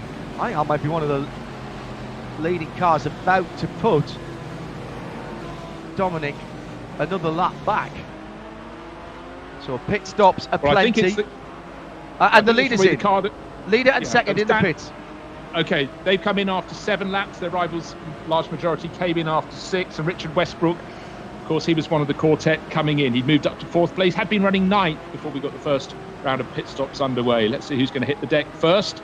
Cars still coming in as cars are waiting to get to the end of their pit stops. But Sami Matti Trogan, the number 109, you see his white car, Williams Esports, gets going all over again. But don't forget, remember, he was 21 seconds to the good before the pit stops over Agustin Canapino. So he'll be into the Mercedes arena, part way around it before the second of those Audis gets underway. A great job. Trogan gets out without losing. He was due to do the double stint, and Dominic Stahl doing 2 stints to finish this race. So out goes Sami Matti Trogan without losing the race lead. It'll be Alexander Voss for BS Competition who comes through and now goes through in 2nd place. He took over the number 189 car last time around from Philippe Eng, with Lauren Heinrich to do a double before the end of the race. Here's the battle to turn 1 for TCR, and that's a core car that is leading TCR all of a sudden. It's Marius Gollenbeck who's gone through. Does that mean we've had a pit stop then for the leader? Surely it must do. They were battling in that pack. Let's see where the Audis have dropped down to. That pack is still absolutely together as they go through the cutout, and again they've got faster traffic coming through here. Full send in 2nd place is the darker car of Steen Ledger with Dennis Neidhart, and then Ackerman there, then about 5 seconds back to John Atkinson Jr. for Phoenix Racing Esport. It's the 405 car in 5th position, and Jürgen Nett, yes, has stopped for Ultimate Net Racing in the 444. No, 476 John was the class leader. Jürgen Frank, he came in from ahead of the core Audi. He's now handed over to Felix Luding down into 10th place in class. Thank you. But have to go digging to find these things sometimes. Yes, that's dropped well down my screen. Now, something else for you to look at, John. Very fast pit stop for the number 35 BMW, Walkenhorst Motorsport. Mikkel Jensen, 29.8 seconds at a standstill. Race leader Sami Matti Trogan, 31.5. A lot of the rivals, 37-second stops. So Jimmy Broadbent, the YouTube star, 8th place overall. His car only just under 31 seconds at a pit stop. So his crew, one of the better ones. That's the 107 Team BMW Bank car. So look out for the guy who really knows his way around sim racing. That's the black car with the BMW M Sport stripes on it. He's taken that over from Bruno Spengler, and Niels Cook will take over that car to take it to the end of the race. We've still got a tad over 2 hours remaining, so with everybody in the top 15 having stopped, and even the leaders in the Porsche 911 Cup in the pits now as well. Let's give you a rundown. Plenty of lapping and overtaking going on in track class. Let's have a look at what's going on at the front of the field. It was 21 seconds before the pit stops for Sami Matti-Trogen. He stayed behind the wheel of the Williams eSport at number 109 and has extended that lead after the pit stops. It's now 28.5 seconds. Alexander Voss jumped into the BS competition car in second place, the 189. He's playing himself in, of course, whereas Sami Matti has been behind the wheel since the start. Marvin Dingst is another 11.5 seconds further back in the HTP Winwood car that had such a great start to the race by Philip Ellis, who came around the outside and dropped himself into second place for a while. So Dingst in third. He's got 6.9 seconds on Mikkel Jensen for the Walkenhorst Motorsport BMW, the 35 car, in fourth, with Max Hoffer right up his tailpipe for Phoenix in the number 5 Phoenix Racing Audi. Then Race Union in the hands of Florian Baudin on the 87 car, and that is your top 6. Then Augustin Canapino, the Marla Racing team, really haven't done well in that pit stop cycle. They've fresh dropped tyres. They stayed in longer for tyres, John. Right, okay. So I reckon that cost them about effectively 40 seconds. Bear that in mind for the later pit stops. That's interesting, isn't it? VRS in the Coanda Sim Sport car, getting its service at the moment. Came in from 16th position, already dropping down, of course. The whole of the Porsche Cup field have gone through and past him. He was having a battle with Matthias Drudi as he came into the pits in the E-Team WRT squad car. Bit of damage on the 18th position Mercedes that's sitting. They're taking penalties, guys. 16th and 17th, so that was Drudi as well sitting there. They're in the penalty box. I've just realised that. My apologies, I should have picked that up early. They've had a Bruce. pit stop and they've then come round. This is their second time in the pit, so insult to injury, I think you can say for them. I think we don't think they'll be challenging Williams eSports for the overall trophy at the moment. Certainly not gone well for them in the first hour. In the Porsche 911 Cup class, that's the Cup 2 category, Martin Asher still leads by 5 seconds from Claudius Veed. They have been into the pit lane. Sim Racing Academy, Mario Jury is in third position, then Lucas Lippert for Project GT1.de is in fourth position, and always a good battle, and fourth and fifth at the moment, with Thomas Asmussen having closed right in on the back of Lucas Lippert on that Project GT1.de machine. They are battling out on the circuit at the moment as they head up the hill on the early part of the lap, and through Flugplatz, heading up to Schwedenkreuz, and then dropping down through the Foxhole. Fantastic fast run in the early part of the lap, up the top of the rise, and then having to balance the car through that exceedingly quick left-hander on the brakes, just about where the change in tarmac is. Try and brake the car in a straight line. Now, got to try and keep off the curbs down through the Foxhole. Really unsettles the car, and certainly Thomas Asmussen is staying assiduously away. Down one gear for the first left-hander, brake, down a second gear for the first right-hander, then keep it straight, then down one more gear at the top of the hill, at the top of the forest section, and then gently wind the power on. Again, this is all about flowing. Two left-handers to come. Give up the first one, and then the second one is the one you've got to nail.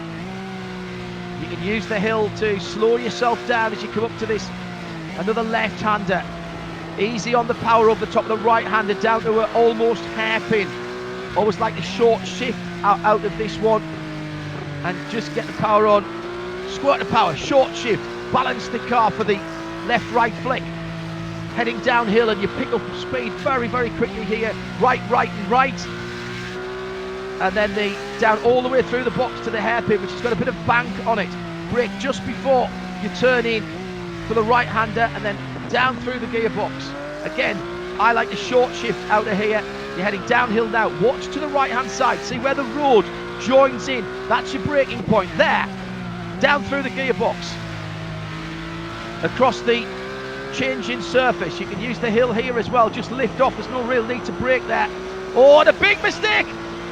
Big mistake there ahead of Asmussen. And that was the opportunity he was looking for as Mario went wide. Actually, it wasn't Mario, was it? But he was chasing. It was Lucas Lippert in the Project GT Einstein car. He got caught out by a back marker there, Bruce, and I think lifted off and just lost the back end of the Porsche, nosed it in on the right hand side. So that's a position made up for Asmussen, up to 4th position at the expense of Lucas Lippert. Yeah, Lucas had been getting very, very loose in front of Thomas Asmussen. It was great to watch, but unfortunately for him, down in the distance as they dropped down the dip toward X-Müller, he saw the back-marking TCR car. He knew he was quicker, and again, you're trying to carry your flow down into that compression, up the rise, and he simply just got slightly too loose over the curbs, and far away he went, just up the top pit. Simply, you're quite right, John. He found himself closer than he thought he was going to be, going up over the rise.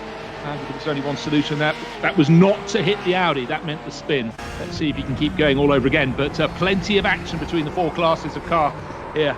And that's the onboard shot. Did he hit the barriers? I think he might have just about got away with that. No one too close in behind, apart from that one. Yeah, I think that was Leonard Kaiser going through in the Pro Dyna E-Racing 256 car.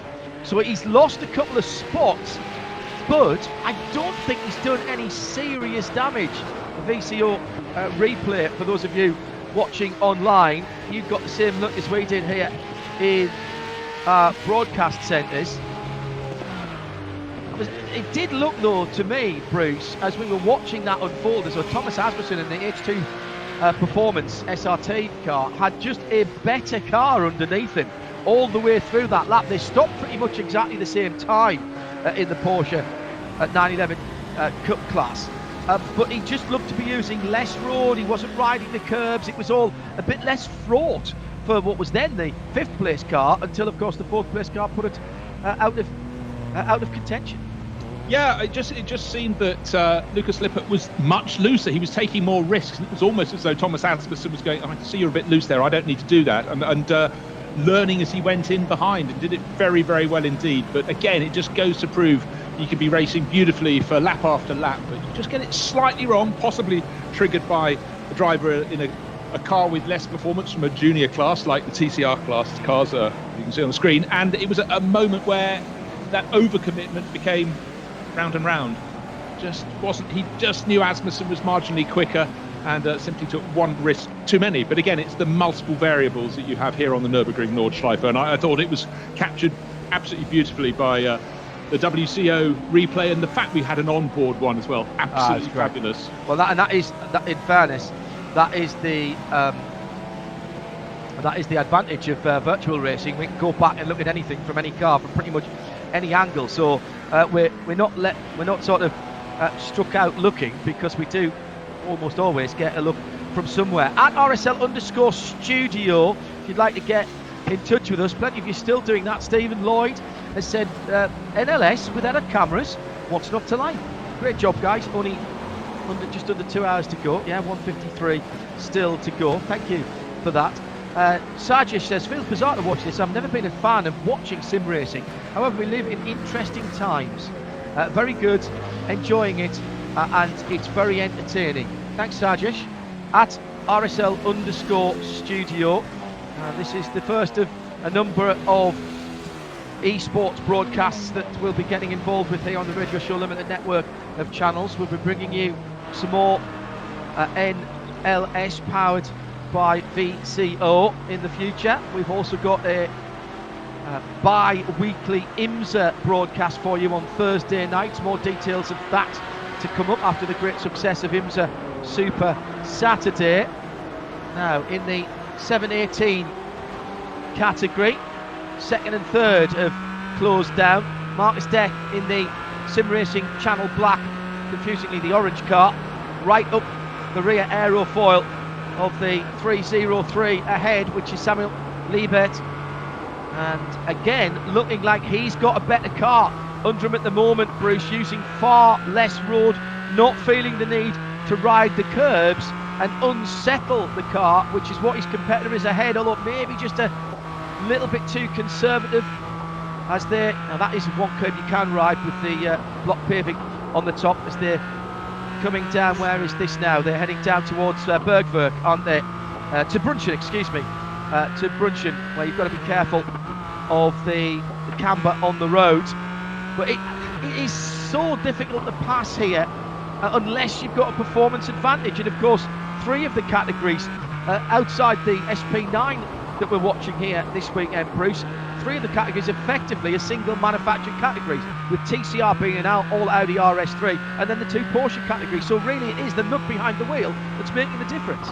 Exactly, and as the cars go airborne, just exerting some caution. As you can see, the Cayman up ahead is very twitchy indeed. I'd love to see a rear shot right now of the car we're riding with, which is Marcus Deck's car. He might be slightly twitchy as well. The rear shot really tells quite a story, but when this car up in front, Samuel Liebert hitting the curbs, you can see that tail coming around, and it's so difficult, because if you think, right, I'm going to go up that side, then the driver ahead hits these curbs. In a lot of places they're really very high, they can bounce it right back into your flank as you try and dive up the inside. So Marcus Deck exerting a fair bit of caution as he tucks in behind. He does seem to have the car.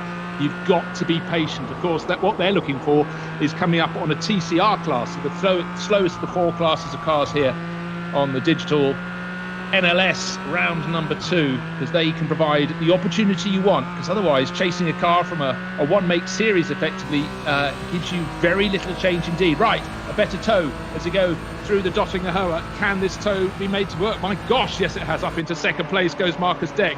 Great move. Really good entry to the long straight back towards the pits. Yeah, he got a fabulous run through the Gallows Head corner, Gallenkopf, before he got to the Dottinger Hoa. That's almost a triple apex or a triple pressure corner, and he's turned that into a phenomenal lead in that second position battle as he goes under the Bilstein Bridge. Wait, it's an age before you brake going up the hill here. Aim for the edge of the Armco on the left hand side, and hopefully the pace you're going there means you just drift by it. It's an extraordinary run through there, and pits. So these cars coming in for their first pit stops in the from second and third places, with Baptiste Boudelier for Core Sim Racing there he is now coming in. He was first into the pit lane. Are they both in the is that the damage box? No, the garage is the other side of the damage box. Okay. Yeah, okay, understood. It does look as though the Mercedes cars are going the Mercedes ahead, so the 2 Caymans have come into their pit. The orange Mercedes ahead, which I think is the number 4 Black Falcon? I think it is. The Dirk Muller and Nico Bastian car. That car's been parked in the pit lane for a wee while, I think, and hasn't troubled the top with the timing. Dirk Muller brought that. Now I say that, and I've just seen he's just brought that car in, but he was definitely in the penalty box there. What I haven't got is the race on all these screens. I still haven't got room for the race control channel, which does exist. I need another pair of eyes and another screen or 2 at RSL_studio. John, it might be worth at this point explaining how many screens you've got in your studio set up, because it's not just one with moving pictures, is it? 7. Let's call it 7.5, because I've got a little tablet as well that's working quite nicely. So we've got the strategy, thanks to James as ever for providing us with our timing. It's the RSL Radio Show Limited network of channels, audio and vision, sound and vision together. The NLS, powered by VCO. Round 2 of the 2020 series, and we'll be with you for the next hour and 47 minutes.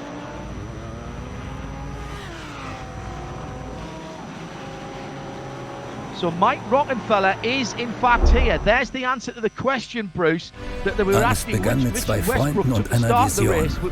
Unsere Initialen stehen für Qualität und Fortschritt. Wir schaffen den Technologietransfer von der Rennstrecke auf die Straße. Wir fertigen Gewindefahrwerke, Sportfedersätze, Stabilisatoren, Distanzscheiben und Gewindefedern. Zu 100% in Deutschland. Wir arbeiten mit Herzblut und Hingabe für diesen einen Moment. Wir sind Motorsport. Wir sind H&R.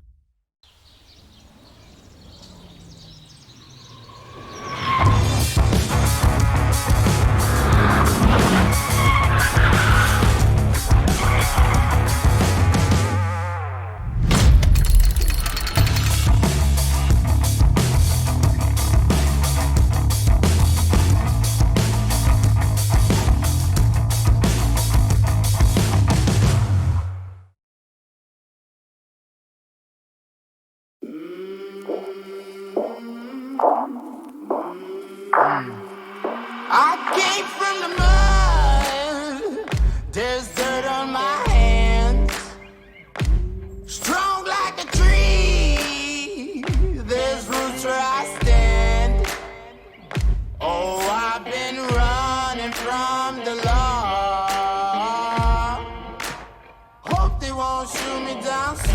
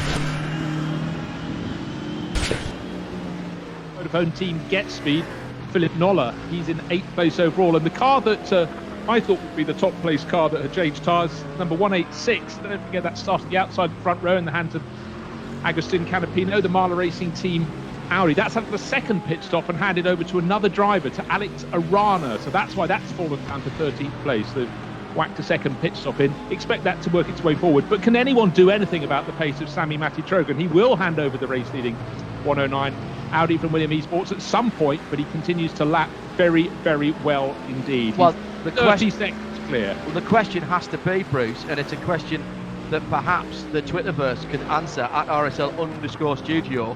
Dominic Stahl, how good is he, and what sort of times will he be able to put in? We've not seen him. I've been watching the practice and the qualifying this morning, in between cooking breakfast here as well. But I haven't seen Stahl's name beside that car, so I can't shed any light on it. You had a quick look at some of the results from the first race of the season, but the Williams Esports team didn't finish in the top 4, did they? No, they didn't. I think we've had a major upping of the calibre of the field coming in for this second round of the digital NLS, and you can certainly see teams being very serious indeed. It's fitting we've got a BMW on our screen at the moment. Mikkel Jensen in 4th place overall, closing in on Marvin Dienst's Mercedes, because BMW Motorsport put out official press releases. Yes. They are taking sim racing super seriously. They've got lots of DTM champions. They've got drivers who start all around the world in the GT3 class. And that, to me, says just how seriously digital racing is now being perceived. Yeah, absolutely agree. So in the Porsche 911 Club, Martin Asher still leads by 7 seconds. They've done their first pit stops as well. This one 15th on down over. Claudius Wied for SMRC Cup in 2nd place in that category. So that's a change of position, because it was Mario Juris who was in 2nd. So they've swapped positions. Asmussen, we know, made up a position after a mistake by Lucas Lippert. Leonard Kaiser for Pro Dyna E-Racing also made up a position at that point as well. Lucas Lippert in 6th position, then Rob Tyson in the Rev Match Esports car. That's the 211. Then 256 is J-An for Euro Motorsports. And the top 9 are made up by Moritz Oberheim for Montai Racing in the 299 car, which, if I'm not mistaken, is the car.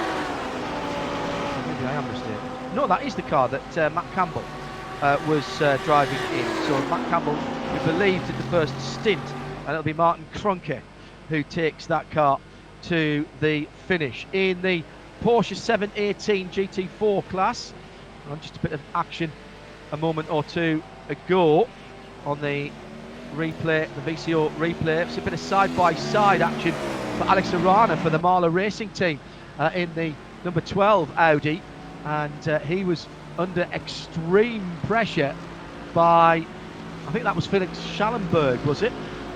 It might be Nico Menzel. It is Menzel. In the 188. Yeah, it is Menzel. Bit of paint was being traded there. That was Alex Arana going forward, so he's certainly doing the right things. Right, okay. Let me go back to the 718 GT Cup class, the 718 GT4 class rather.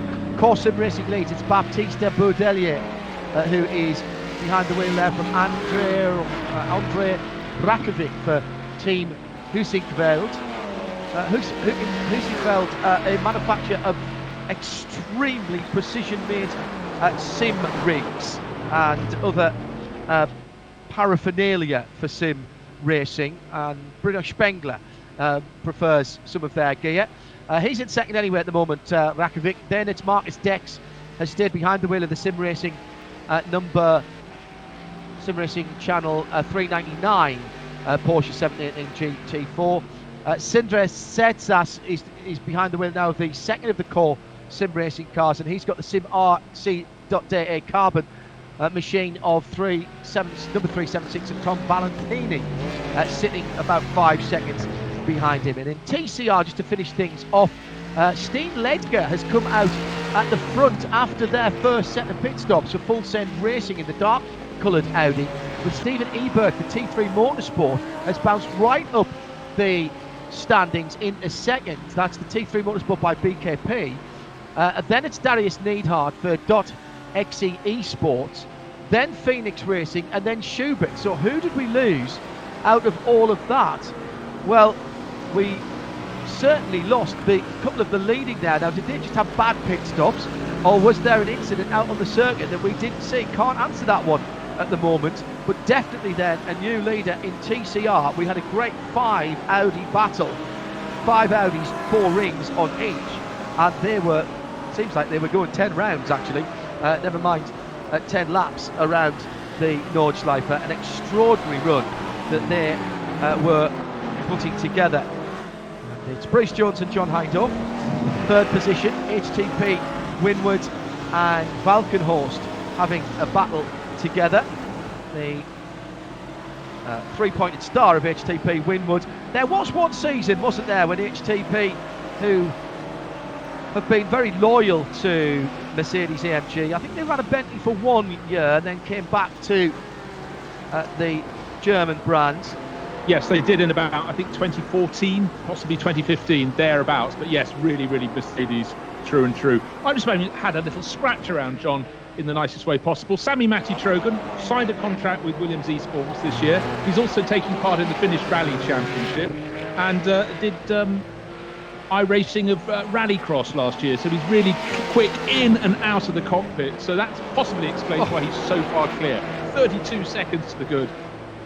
Thank you very much to Thomas Roth, who's tweeted in at RSL_studio. Staub will be running 746s. He has a 7,000 I rating and has won 30% of the races that he's entered. Thank you, Thomas. That's great stuff. And to put that in perspective for those of you who are perhaps coming to virtual racing for the first time, anything over 5,000 is thought to be pretty good. If you get to 9,000, you're pretty much an alien. You're clocked at a different speed, to use computer speak. So 5,000 gives you an A license. Up to 7,000, that's very impressive indeed. Hello to Aeropunk, who's tuned in, tweets in at RSL_studio. Good to have your company, and Josh Barrett as well. Mega consistency from Philip Eng. 7:51 on 6 laps on the trot. Amazing for such a long lap. Thanks, Josh, checking the timing as well. Thanks to James for giving that to us today. This is going to get me in trouble, says Richard Parsons. This stream's so good. I'm supposed to be painting in the kitchen, but I can't tear myself away. Team Valkenhorst, hello guys, great coverage they say. Yeah, great racing from you guys. Mikkel Jensen doing his best to move up from 4th at the moment. Watching on YouTube, thanks for doing this race, bringing a sense of normality to everything, says Tom. That's what we're trying to do, trying to just get things back to a little bit. It can't possibly be normal at the moment, but you know, we're going to do our best to take you out of what's going on in the rest of the world to the moment. Alan Bradley, great to hear your voices on the digital NLS powered by VCO. At RSL_studio as the battles continue, and particularly down at Callenhard for the Porsche Cayman GT4 category. 3rd and 4th pretty close together, with some of the faster SP9 cars, Bryce Jones, now coming through. Yeah, and I must say, you just mentioned Valkenhorst Motorsport. Delighted to see that the fact when we saw the underside of David Pittard's car, that it was a virtual event, because he was right at the sharp end of the field and was caught by a car going off the track in front of him, then coming back on just as he was fully committed. But that car now in the hands of Sam Michaels, right down and through the field, but going again. Spent a lot of times in the pits, so good to have that back out there. But highs and lows of virtual racing, maybe slightly less effective than highs of lows of the real metal, so no metal got bent in the making of this movie, and just having more place changes up and down the order, but still nobody has the answer at all to Sami Mäki-Trogan. 33 seconds near enough to the good, leading the race over Alexander Voss in the BS competition. BMW, so it's Audi from BMW, Mercedes in 3rd place, that's Marvin Dietz, but he's got Mikkel Jensen in the 2nd of the BMWs in 4th, right under his rear wing. So look out for some more racing action from them. Yeah, that's Mikkel Jensen in the more usual BMW M Sport colours, the white car with the blue and red stripes on. I maintain that BMW M Sport livery, whether it's on the basis of a white car or indeed on the basis of a black car, which we've seen in reality as well as in sim racing, is one of those liveries, Bryce Jones, that it is impossible to make a car look bad by putting those colours on. I think of the Martini stripes and one or two others. You could mention Gulf Racing, I suppose, at this point, and the variety of Gulf Racing and different coloured Gulf Blues as well, of course. But that BMW livery is just one of those classic ones. It doesn't matter what shape the car is, and in fact the Motorrad, BMW Motorrad livery is very similar to that, and it cannot make a car look worse. It certainly never makes it look slower, and I also like the historical continuity. I still somewhere have some old calendars I tore apart and put on my wall at home of the BMW CSLs when they had those fantastic battles in the early 70s with the Ford Cologne Capris on circuits, most notably like this, the likes of Hans-Joachim Stuck jumping them over the top of the crests. Brilliant race livery, and looks better on some than others, but it never ever looks slow. You're quite right, John, and I like that historical continuity. I placed before the court BMW M1 Pro car in full works livery. Yes please, yes please. I did actually once get a tentative offer to race one of those in the Young Timer event in the real world before the Nurburgring 24, and we've never got round to doing that, which I think is a 3-hour race before the 24 starts in fact, John, I noticed the studio show at the start of the broadcast had a driver who races one on a regular basis, Patrick Simon. Yeah. Raced many things, notably Porsches over the years, but he's very, very fond of his BMW M1, and quite so. Yeah, and he is a smashing guy. I've worked with him in the past, and he is an absolute enthusiast. Last time I saw him, we were in Germany at a DTM round, doing some work for Audi in what was meant to be the final ever Audi TT Cup event, where we had the Legends race for that, which was great fun with Norbert doing that with me. And he brought down a Ford Granada 2.8i estate car that had been a circuit intervention car at now where was it? It wasn't Zandvoort. I think it was Zolder that it had been, or it might have been Zandvoort. but he had that car and he was restoring it back to its former glory, and somebody had turned up all the racking system in the back for all the safety equipment. Bright orange it was, absolutely beautiful. That's the sort of bloke that Patrick is, and he loves all that sort of stuff, and he loves his history, and he drives some very, very nice classic and vintage racing cars, and enjoys it. And why wouldn't you? Those very much analog cars, aren't they? Absolutely so, but the family has the bug very badly. I remember he was one of 3 Simon brothers who came over and raced in Germany, raced in Britain in Formula Ford. That bug is deeply ingrained in their family's bloodstream, which is good to hear. He's always around with us at Le Mans as well, and many other races through the course of the year. But so glad to see he's still involved. As we go virtual racing until we can get the real racing underway. You know what, John? I think this will go on as well we'll continue once real racing starts, because clearly it's quite a hit already. Yeah, very true. And there has always been virtual racing, and there will continue to be virtual racing. What's interesting to me, and the guys from our online racing program, the guys from Tora and the Tora Radio Show, which is every Thursday night on RS1, one of the 3 full-time audio channels that Radio Show Limited produce. Thursday night, 8 o'clock on RS1. The guys were debating some of that, and there was a very spirited and sensible debate about advertising, tobacco advertising in liveries in sim racing as well on last week's show. All available on the archive if you can't listen live on a Thursday.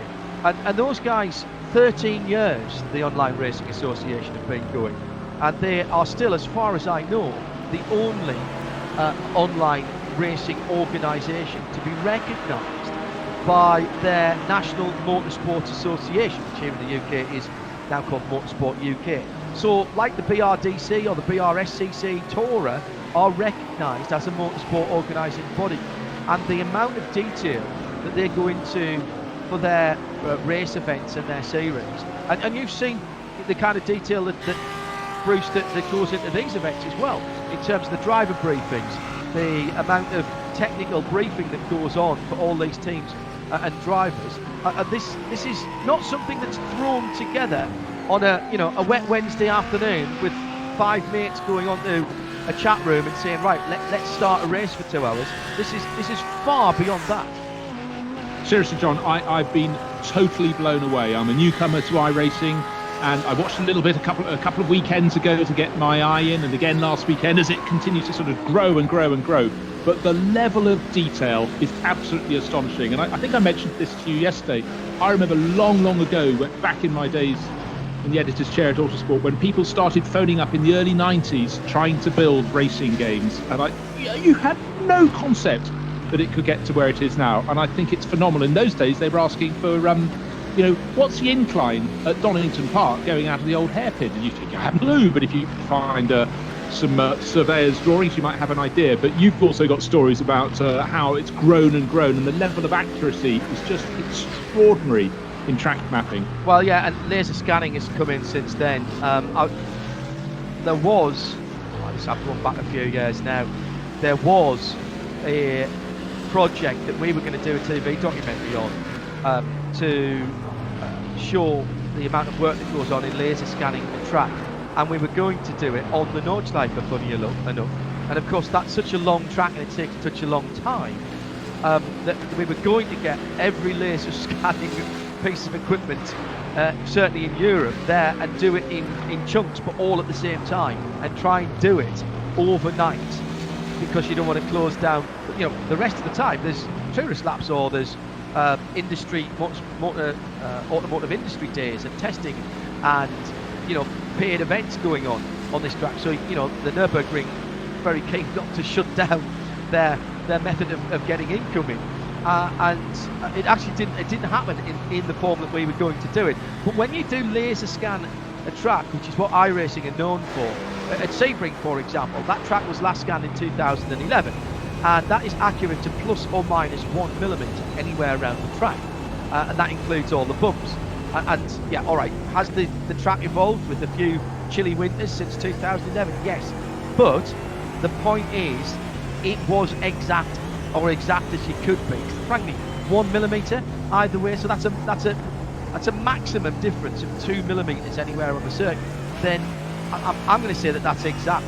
I can't tell the difference between 1 or 2 millimetres in terms of whether that bump feels like it does or that curve feels like it does.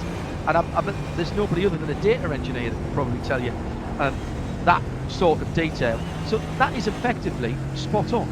And this is what we're talking about here. And again, if you're coming to this and watching, I accept we've got an audience here this weekend who probably wouldn't normally watch online racing, but that's the level of accuracy that you're talking about. And the car models in particular are very, very accurate, have been worked on to the point where I know a couple of touring car teams who do basic setup work, more than basic setup work. They get actually roll out the truck at some events with a setup that they have pulled with their driver and their race engineers on iRacing, because it is that close to reality. It's an extraordinary thing.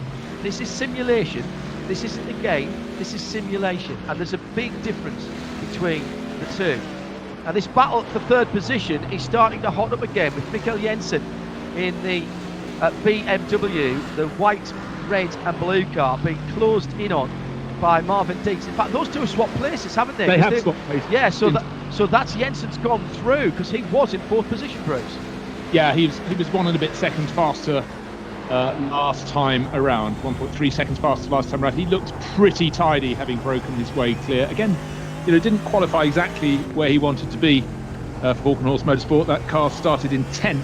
It's not bad, up to third, look at that. But some of their rivals have taken on tyres at their pit stop, whereas the Jensen car number 35 will be doing that when it comes in for its second of 3 pit stops in this race. And let's see how they go. But in terms of lap times, from the lead of the race, Sami Matti-Trogen has done 2 stints, has now just pitted. He's a second or 2 into his pit stop, whereas his rivals in third and fourth position, we're riding with them now, haven't got yet level with the pits. That's interesting. He's come in a lap earlier than last time around. He did 7. He did 7. And now he's done. Actually, he's only done. He hasn't crossed the line yet, has he not? Yes, he's only done 5 laps then in that second stint. And Alexander Voss has come in as well.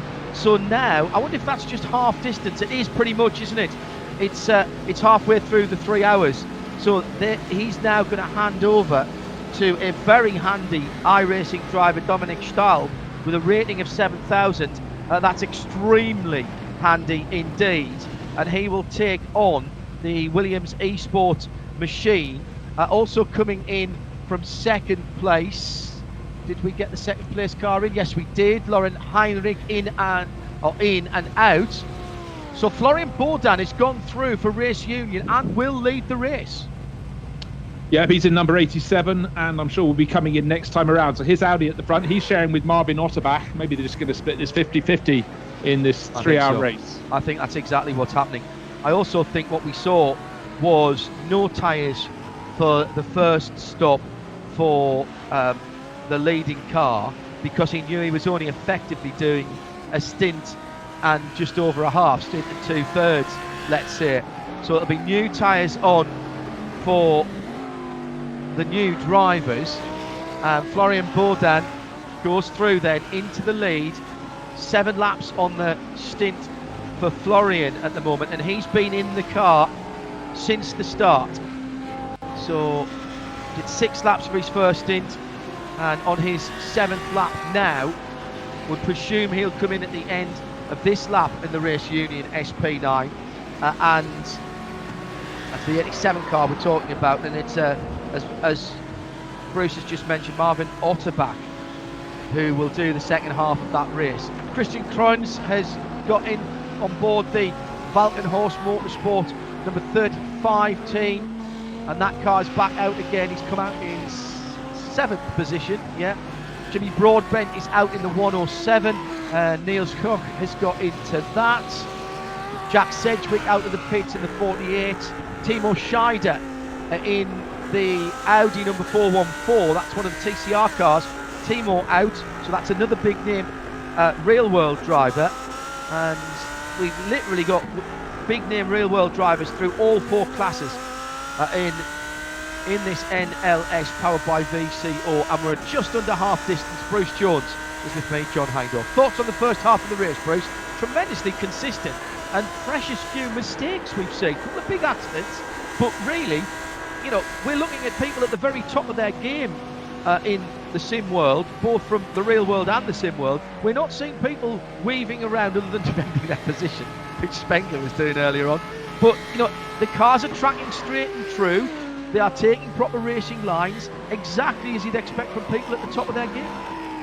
No, indeed, and I think what we're going to see, first of all, I'm massively, deeply impressed by the show that's been put on by VCO for the digital NLS series. I think it's phenomenal. The level of information we're getting is good, and it will be getting better and better as we advance through the season. But I think what I sort of expected with these big name racing drivers in among sim racers would be the sim racers were totally on top of their game. We've seen that with Sami Matitrogan.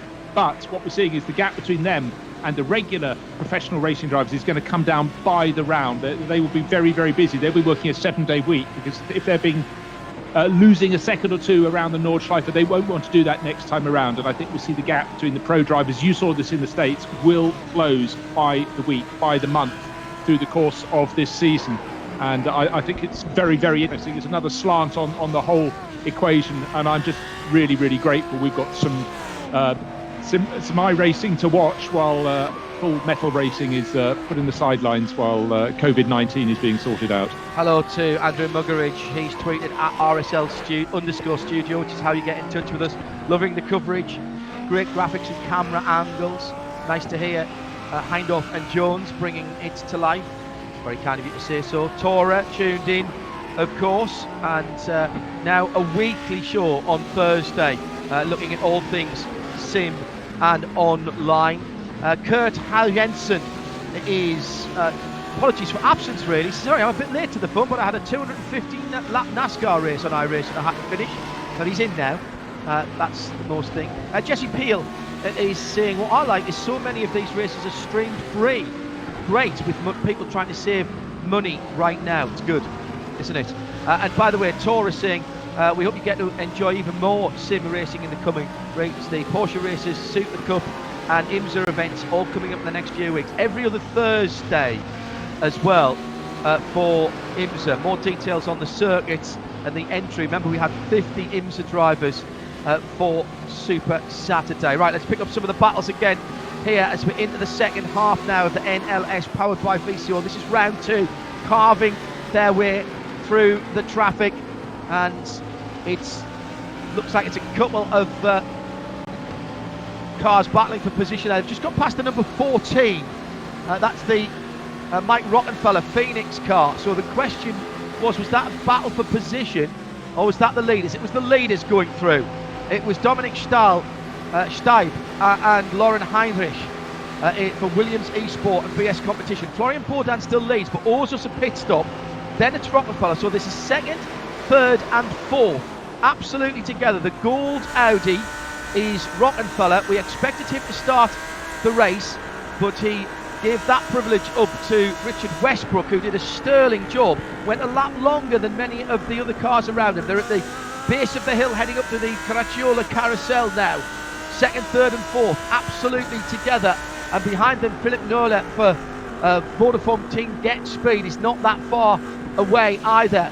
Christian Kroins just about a second behind him, 6th and 7th. Then it's Philip Schallenberg for Racing Fuel Academy in 8th. Jack Sedgwick for HTP Windward 9th, in the top 10 made up by Team BMW Bank, the number 107. That's Nels Koch in that car. But a 3-car battle pack here. Now make that a 4-car battle pack, because there is another GT3 car coming on the back of that as they're heading through traffic at the moment, and that's another Audi that's in the back of this little group of cars that are battling for second on down. Now what I can't work out, Bruce, is who that other Audi is, because I don't have. I was hoping you'd give me another couple of seconds. That's precisely what I've been trying to work out. But of course, what we have is a whole gang It's Matthias Drudy. It's Matthias Drudy, I think, who's a lap back but he's quicker. He's done 2 pit stops. Whereas the number 7, the car in 7th place, has only done the 1. I think that's the situation we're finding at the moment. That's Mike Rockefeller. Let's see, what's he done? Just the 1. Interesting. So Mirko Bertolotti started that car. Matteo Drudi's in it now. This is the 88 Team WRT1. Now he's in 17th position in class, which puts him down in 25th overall. But he's clearly got some pace in that car now, and he's trying to make up some ground before he hands it off to Dominic Blager to take that car to the end. That was what was. Now here's a strange one, John. Go ahead. The pit stop for Matteo Drudi's car was only 2.4 seconds at a standstill last time around. Maybe it served a penalty, right? Not the full 5-minute penalty. I'll keep an eye, because everyone else's pit stop's a quick pit stop without a tyre change, as we established, is just under 30 seconds. With a tyre change, about 1 minute 10. So 2.4 seconds. That doesn't quite equate to either of those. Yeah, and that's why it's down in 17. He is 1 lap off the lead. I wonder if he's had a stop and go. That's what I think. Through for incident count. Remember, it was 20 incident count for the first stop and go, and then every 5 after that brings you back in to the pit lane. So he is 1 lap off the lead, but trying to get that back.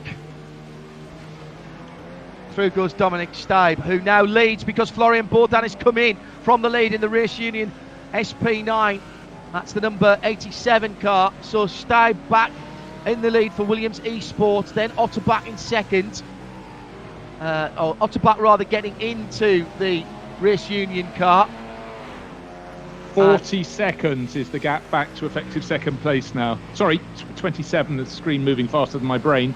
27 seconds back to Lauren Heinrich of BS Competition. So sort of as you were not so long ago, the Williams Esports Audi leading from the BS Competition BMW. Lap times going the way of the Williams Esport Audi at the front of the field. So where's Otterbach going to drop back in that Race Union team car, the 87? That's the question. That's 7th, I would reckon. Right, okay.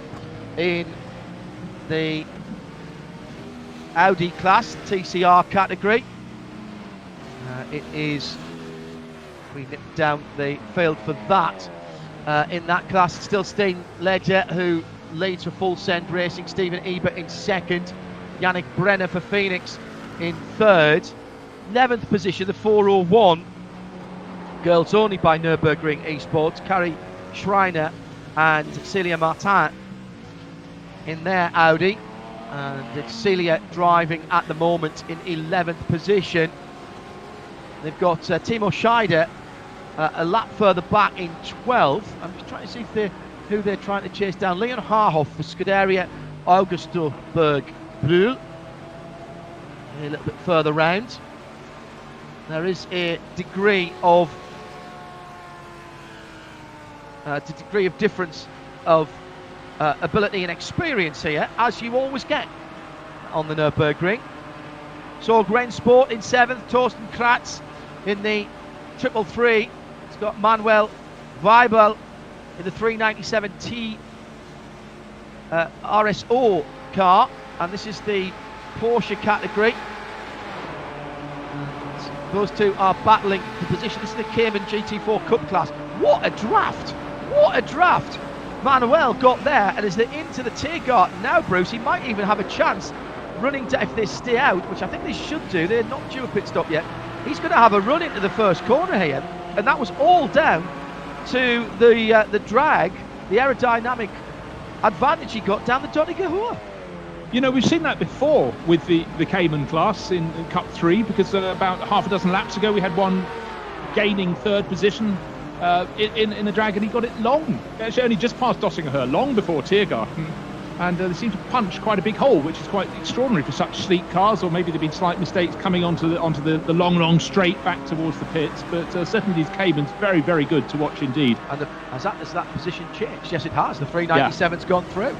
That is Manuel Weibel in the RSO 397, now ahead of the Zorg Rennsports Torsten Kratz driven 333. I have a suspicion that one is not over yet, and although we've got a 3-hour race, probably around 3 hours and 6 or 7 minutes since we had the green flag, these guys will be dragging each other down the Donegal, and trying for an overtake coming to the line. That is the way of these cup classes, and I have had many a chuckle with Johnny Palmer and Bruce Jones in the real life version of the NLS organised by the VLN, where we've been well after the leaders have pulled their cars up in Parc Fermé, and then all of a sudden there's a Cup 4 or a Cup 3 BMW gaggle of cars which are for major positions some 5, 6, 7 minutes after effectively the race at the front of the field is well and truly over, and Johnny and Bruce having to pick themselves up again and find another gear, which they manfully do every Well, you've time. got to stop gathering your bits of notepaper and putting them in cars. You've got to keep looking and pay attention. And then, of course, one of the biggest races of all is to then sort the many, many classes to go up to their podium ceremony at the end of the day. I've no As a idea how to do commentator, that. you're a little bit wrung out, but that's when certain people who work the podium ceremony have to really, really be on their toes. I heard a lot of people who are there, a lot of them just for the crack, down in the junior classes, and maybe not used like professional drivers to understand when they are required at the podium. So it really is a herding fish combination. Tom Valentini in the Sim RC team closing up on the back of this battle for 4th and 5th between Team Huskenveld and just in there as well. And this is another Porsche GT4 battle, and they're having a cracking battle at the moment. The Ad Hoc Gaming by my days, Lucas Muller 369 car right in that as well. Watch that mustard coloured car coming in behind them, because that is the next car back, I'm pretty certain. Yeah, it is. It's the Sim RC DA Carbon Tom Valentini driven 376. So this now, Bruce, is 4th, 5th and 6th. Andy Rakovic, Lucas Muller and Tom Valentini, and they are all battling for position. 301, 369 and 376, 4th, 5th and 6th position in the Cayman GT4 class. If they stay like this, they'll be joined by Manuel Weibel as well. He's a handful of seconds back, because they're certainly slowing each other down, but very, very tidy driving. I've been really impressed, particularly with the Cup 3 class. That's the Porsche 718 Caymans. And again, some great onboard footage looking backwards. And again, if you've never seen a race in the Nürburgring Nordschleife, why not? But this is a really, really good advertisement for just how hard these drivers have to work. And again, we mention it time and time again, John, one little slip up and it can really cost you half a lap or even laps of trying to gain an odd second here or there. So easy to slip up. But I must say, in this race, people have been very, very impressive indeed. Is this your first experience of watching sim racing at this level, Bruce? The last couple of weekends I've had a look-see, but I must say this has impressed me deeply. And I think a lot of it also is simply just the majesty of the Nürburgring Nordschleife and the sheer level of accuracy of the backdrops. I mean, all they haven't got is the crowds you'd have around the full circuit for the Nürburgring 24 hours. That'll take a little longer to colour in the background, and therefore the atmosphere that rises later in the year. But I think they've done an astonishing job. So yes, first real full taste, and certainly when you commentate on it, you get far more wrapped in it than if you're just simply having a casual look with a cup of tea. So yes, loving it. Plenty more of this to come in the coming weeks. Hello to Randy Brown, whose memory serves, Randy is in Washington State, Seattle, and he is one of the army of essential workers who are still getting the post out in the Pacific Northwest.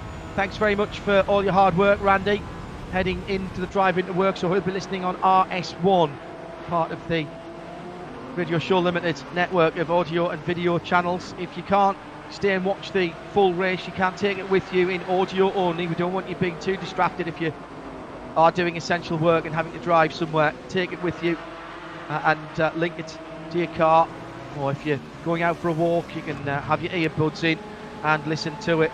RS1, one of 3 full-time audio channels with always motorsport or motor racing content on it. Thanks, Randy. Keep up the good work, mate. Please stay safe and look after yourself over there, won't you?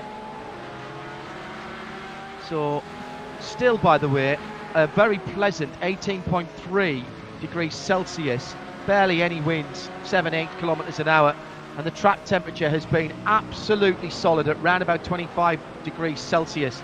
Still a little bit of cloud in the sky. And if there's much more cloud than that, it will affect the track temperature. We did have fog for the first NLS powered by VCO race. No sign of that at the moment. We can't get rain here at the Nordschleife in this simulation, but different temperatures will have a marked difference on the track, which is evolving all the time, by the way.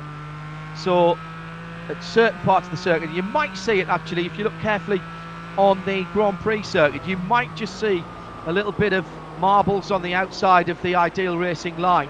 Out on the Nordschleife, it tends to be, there's so many different lines. Oh, there's a touch there in that battle in the GT4 category, and that was a little gentleman's excuse me there coming through, if you don't mind, in that battle that we've been watching. And it was Tom Valentini in the Sim RC machine, wasn't it, who went through? Oh no, it was Rakovic. No, he's still in behind him. The battle just in front, Rakovic and Muller. Yeah. But that grass was rather kind. It obviously hasn't been raining overnight.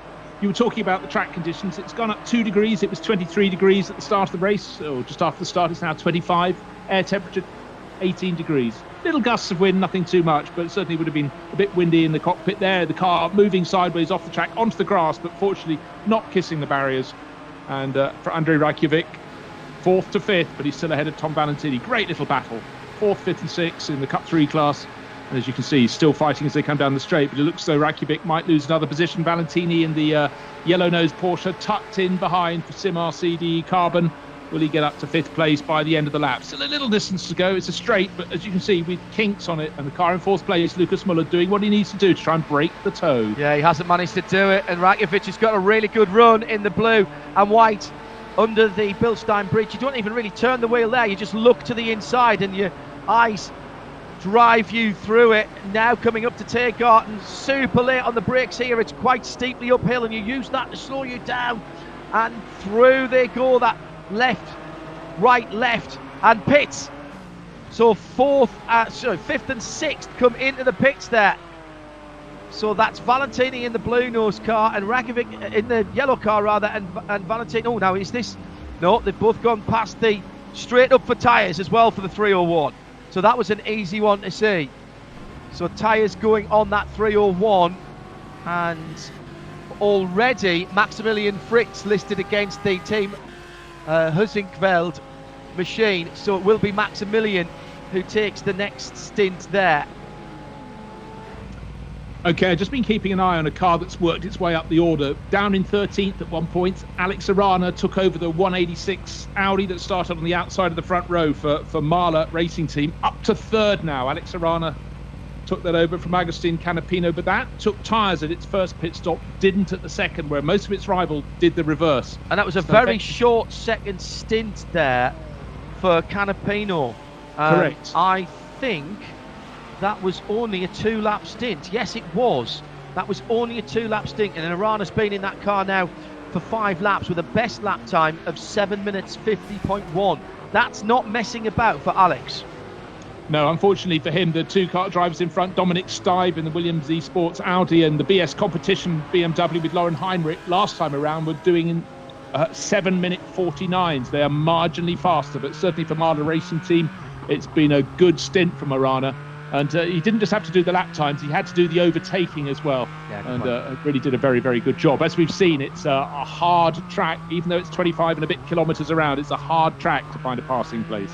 Bit of a battle starting to build up at the head of the class that we've been watching recently. And by the way, the 301 and the 376 Heisingveld machine out ahead as it was. Oh, just a little wheel off the grass, on the grass there for the Heisingveld driver Maxi Fritz.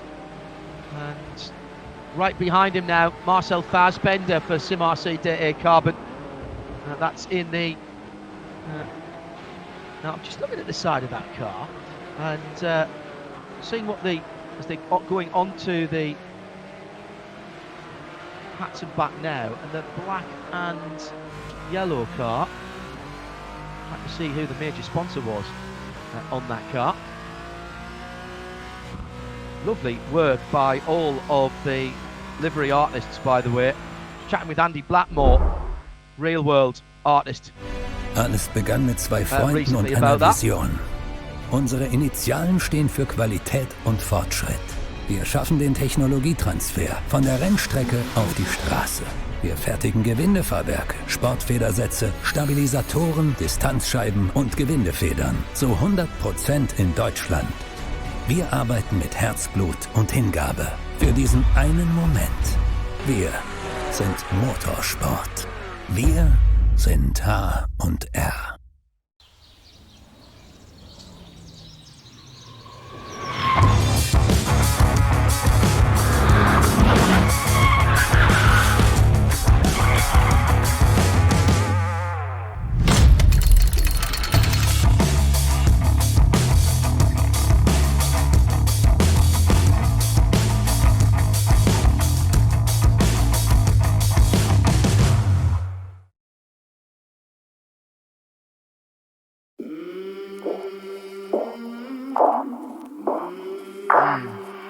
I came from the mud. There's dirt on my hands. Strong like a tree. There's roots where I stand. Oh, I've been running from the law. Hope they won't shoot me down soon.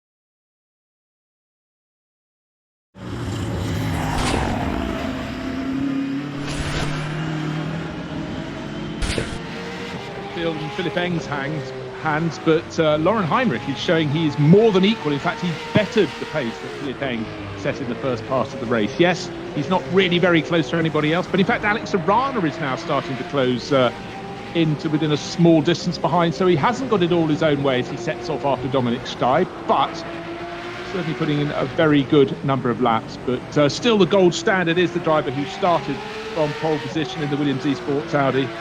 That's the 109 car started by Sammy Matty Trogan, a star of iRacing, signed up by Williams for all of this sim racing, and also takes part in the Finnish Rally Championship this year. He will when the rounds get underway without interruption. So a star behind a virtual wheel and a real one, and he certainly put that car in a commanding lead, but it is coming down. Meantime, battle for 6th and 7th in the Porsche Cup category, and Pinbjörn looking for a way past Bernd Zabel, and this is the green car in 6th position in class. That's Bernd Zabel for Project GT1.de, the Rev Match eSports car. Pinbjörn behind in the 211, and he's right behind. There's almost a little bit of bump drafting, and you really can't do that here. Has to be very precise, flat out through the lefts and rights, don't take too much of the curbs. Don't forget the green and silver Porsche is the one that went off earlier in the race. Lucas Lippert having a moment halfway around the lap. Don't forget it, just missed the barriers, lost the position, went down to fifth placing class. Is still there or thereabouts, but it could have been a very different story indeed. But being driven very well there by Bernd Zabel. Is that the commentator's curse, I ask myself? Metzgerfeld, and through the first of two left-handers, the second one slightly uphill. Get turned in nice and early, stay to the middle of the road, and now down the hill to this very heavy braking area. Difficult to get your braking point right there. Easy to lock up a wheel there. Short shift, up a gear, and then just balance the car on the throttle. You want to be putting as little input in as possible through these tricky right-handers as you're plunging downhill. It's the left-hand hairpin to come next. All the way down through the gearbox, try and stay off the curbs both sides, and now heading down towards the bridge at Adenauer. And again, remember, the visual cue is the little access road on the right hand side. That's where you're thinking about braking and turning in, ease the car to the second of the left apices, up the hill.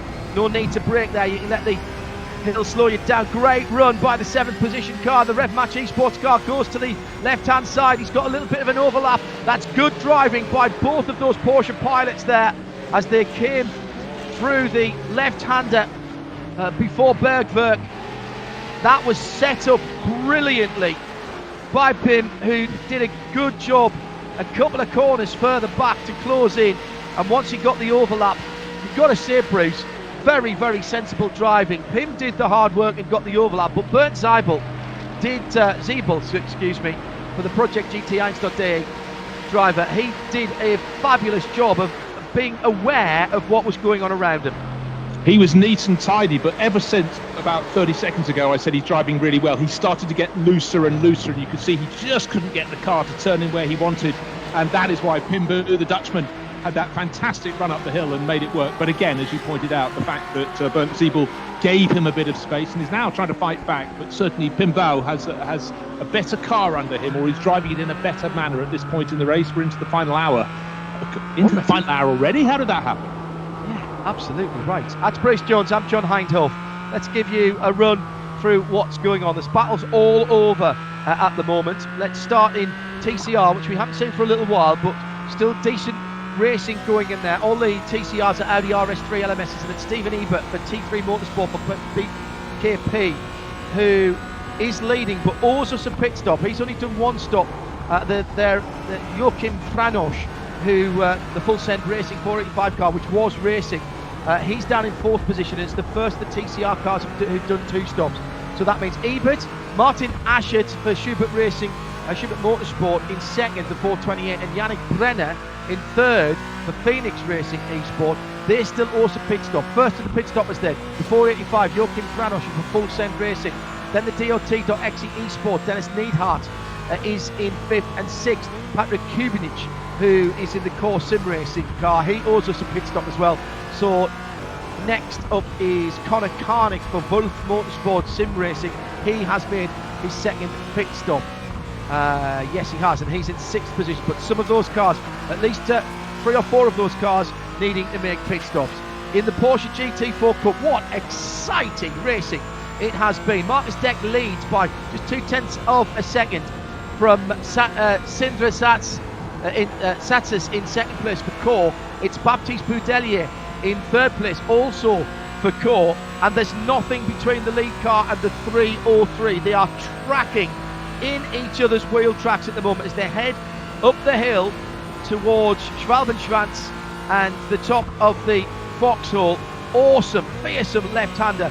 Look for the change in tarmac and start to get the car slowed down. Stay off that right-hand curb, it'll just unsettle you, and then down through the Vauxhall. That's 1st and 2nd, and right in behind Setsas is the 3rd place car, the 2nd of the Sim Racing Core machines, and that's Baptiste Boudelier. About 8 seconds further back, Lucas Müller is the Ad Hoc Gaming by My Days driver, and then it is Marcel Fassbender for Sim RCD Carbon in the 376 car. And all of those cars are on the same pit strategy at the moment. In 911 GT, in the 911 Cup, it's Robert Klotz for Asher Racing, who leads from Sim RC Cup 2 in 2nd place. That's Simon Grossman. It's about 23 seconds between them. Then the Sim Racing Academy, Mario Jury, is in 3rd position. From Pro Dyno Racing, that's the green car, Jan Becker. And Jens Hartramp for H2 Performance SRT is in the next position. That'll be 5th position. In GT3 and at the head of the field, and I'm trying to get this done before Core Racing take this position down here, which is the lead in the 911 in the Cayman Cup class, excuse me. Dominic Staub leads for Williams Esport, but he's been gradually reeled in by Lauren Heinrich for BS Competition. 23 seconds the gap now. Alex Arana is a further 39, call it 40 seconds back for Marla Racing Team, and the 186 in 3rd. The top 6 made up by Christian Kronis for Valkenhorst Racing. He's another 10 seconds further back. He's got 23 seconds on Jack Sedgwick for HTP Winwood in the 48 car, and Marvin Otterbach has taken over the race unit SP9 number 87, which has led on the pit stop cycles. Now, as I took my eye off the action, did anything happen? No, it did not. The car is still sitting behind, so that's the 303. Still sitting in second place, Sindre Setsas with Marcus Deck as they head up the hill from Bergwerk, heading up the hill. Those two, well, let's call it three, Bruce, because third position there, the second of the core racing car, is not that far behind. No, he's not. I've been watching his lap times. He's not as quick, and I don't think he's able to stay with Sindre, or just with Sindre Setsas in his sights, his teammate in the 303 Porsche. We're looking back from the car that's leading the class, the Sim Racing Channel Black entry. As you said, black by name, but not in terms of race livery. It's red and blue and white. Marcus Deck, though, leading the way in that, but he is holding up Sindre Setsas. I think every time he slightly delays him, that keeps Baptiste Boudelier in the battle, but he's not really in the battle. In fact, he's only just in our shot. But then, let's not be picky. We've done 2 hours and 10 minutes of racing, and the first three in that class covered by 2.5 seconds. It's that competitive. BMW Motorsport tweeting, let's see if BS Competition can still catch up to the Williams Esports. Bit of a Twitter battle going on between the two accounts as well. Following them, BMW Motorsport and Williams Esports. And there's clearly people sitting back at base watching and listening as well there. If you had any doubt about how seriously this has been taken, that is the BMW Motorsport account. Hashtag stay home, hashtag stay safe from BMW. They ran at Sebring in a special IMSA Super Saturday livery with hashtag stay home on it, which I thought was very interesting and appetite for the conditions. Right, down to Brunchen for this battle for the lead in GT4. Always a decent place to watch there. You see cars through a couple of corners, and if you get a chance to go to the Nürburgring in reality, even on a test day or a tourist day, you'll always see plenty of people there taking photographs and videos, because you get to see a variety of different lines, and you see how the cars are working down there as well. You come across the rise for the left-hander, then drop into the long right-hander, then disappear up the hill to another right-hander.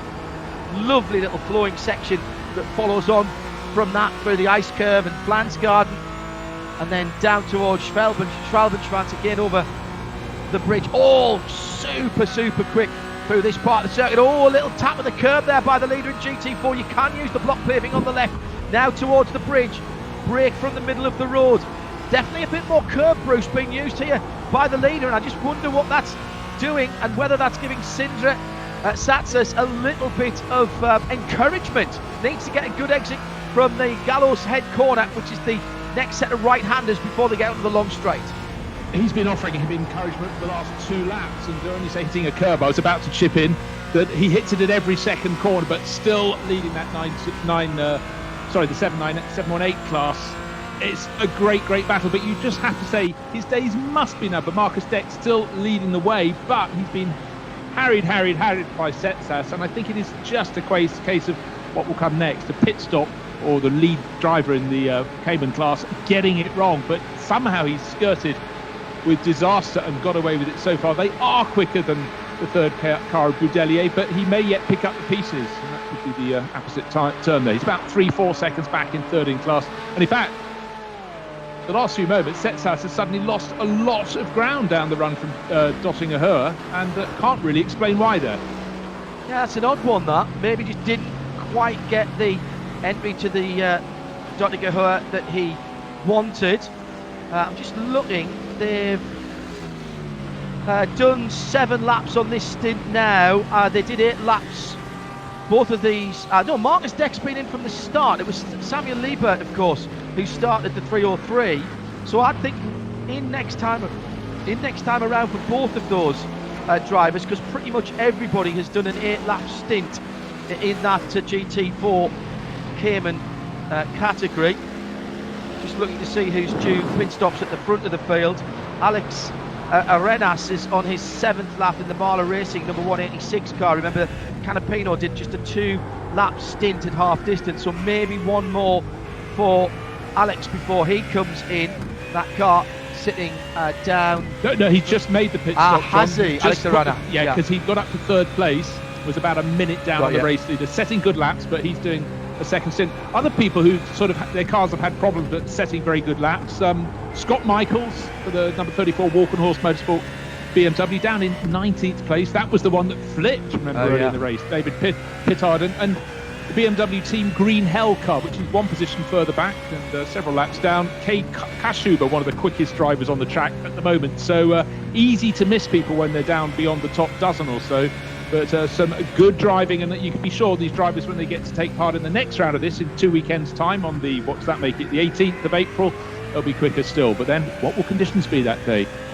Let's find out. Well, again, people who are new to this simulation, iRacing, part of the reality of iRacing, if I could use that, and if you understand what I mean, part of the reality of the simulation is that all of the longitude and latitude of the circuits are plugged into a global database, and the weather patterns for that area are replicated in terms of what you would expect. Now, they're not going to be actually live, but I did get, when I tweeted a picture earlier on when I was watching the qualifying, and we had a nice helicopter shot looking out into the Eiffel Mountains. I didn't tweet it, and somebody who lives about 20 k's, less than 20 k's away from the start line of the Nordschleife said, that's exactly what it's like today. That's pretty much spot on.